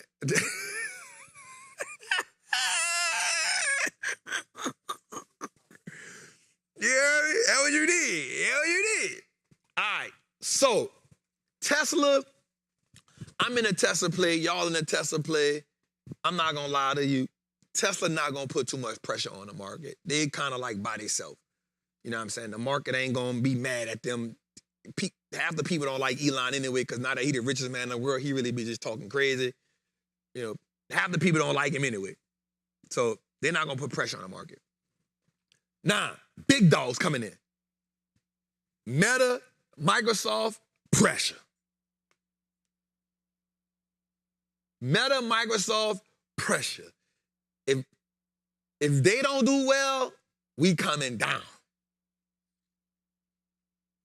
We coming down. Now, for my people in the Patreon, y'all know we in the service now. I love Bill McDermott. I think we will be okay right there. But that's our lens for tomorrow. It's a big lineup. A lot is on the line tomorrow. Right? So tonight, we're going to put a little piece in Jay Powell's heart. You know what I'm saying? God and money. He can do all things. All right, man, we're going to end the show on that tonight, man. Listen, man, I just want to tell y'all, thank y'all. Thank y'all for tuning in each and every week, man. Man, y'all know without y'all, there is no Trappin' Tuesday. We just getting started, y'all. We got to take those bumps and bruises, and we got to be willing to say, yo, we all in. We locked in. But remember, man, we doing this as a group. We doing this as a family. So when you want the market to fall and all that, man, I want y'all to just think about your other family members, your other hunters, that's in the game with you, that's hunting just like you. You don't gotta pray on their downfall for you to eat. You know what I'm saying? So, hey, what y'all doing back there? On a block party? So with that being said, man, we love y'all. We appreciate y'all. You know, our goal this year is to get in the top 5 financial podcasts, which we consider ourselves a show, not a podcast. But what we want to do is, every Thursday, Jose drops our shows on Apple and Google Play. From doing that, he's dropping every other, Thursdays? 4 or 5 times a week, man. Make sure you go in there. Make sure you download it. Make sure y'all share it. We appreciate y'all. You know, our goal is, and we can't do it without y'all. We definitely gonna have some dope stuff happening at the Freedom Center later on this year as we build out, as we grow. We can't wait to bring y'all to it. Make sure y'all get y'all merch. George? Make sure y'all get y'all merch. We got some new merch. We got the God and Money shirts coming. We've been testing on them. That's gonna be, we can't wait to put them out. We might even come up with some shorts this year. God and Money shorts. Come on, with the shirt, come on, Jose. How you like that? How you feel about that? You like that? You know what I'm saying? But also, man, just if you want to join the Patreon, Jose gonna put it in there, man. But listen, man, we love y'all. We appreciate y'all. We'll catch y'all next week. Same time, same place. If you haven't subscribed to the Wallstreet Trapper YouTube, go check that out, y'all. Go make sure you on that. We putting out a lot of dope content. Jose, we did 5,000 people tonight, man. Let's salute to us. We thank y'all. Let's go. Our goal is 5,000. Let our goal this year be 6,000, Jose. We're going to get up to 6,000 people. That means we can't do it without y'all. That means y'all got to share it every week, consistently. Tell y'all people to buy it. We going to get the mugs because y'all keep asking us for it. We going to get the mugs.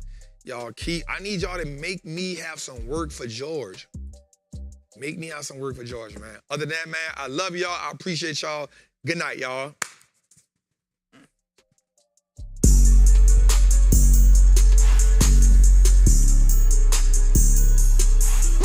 Ha ha!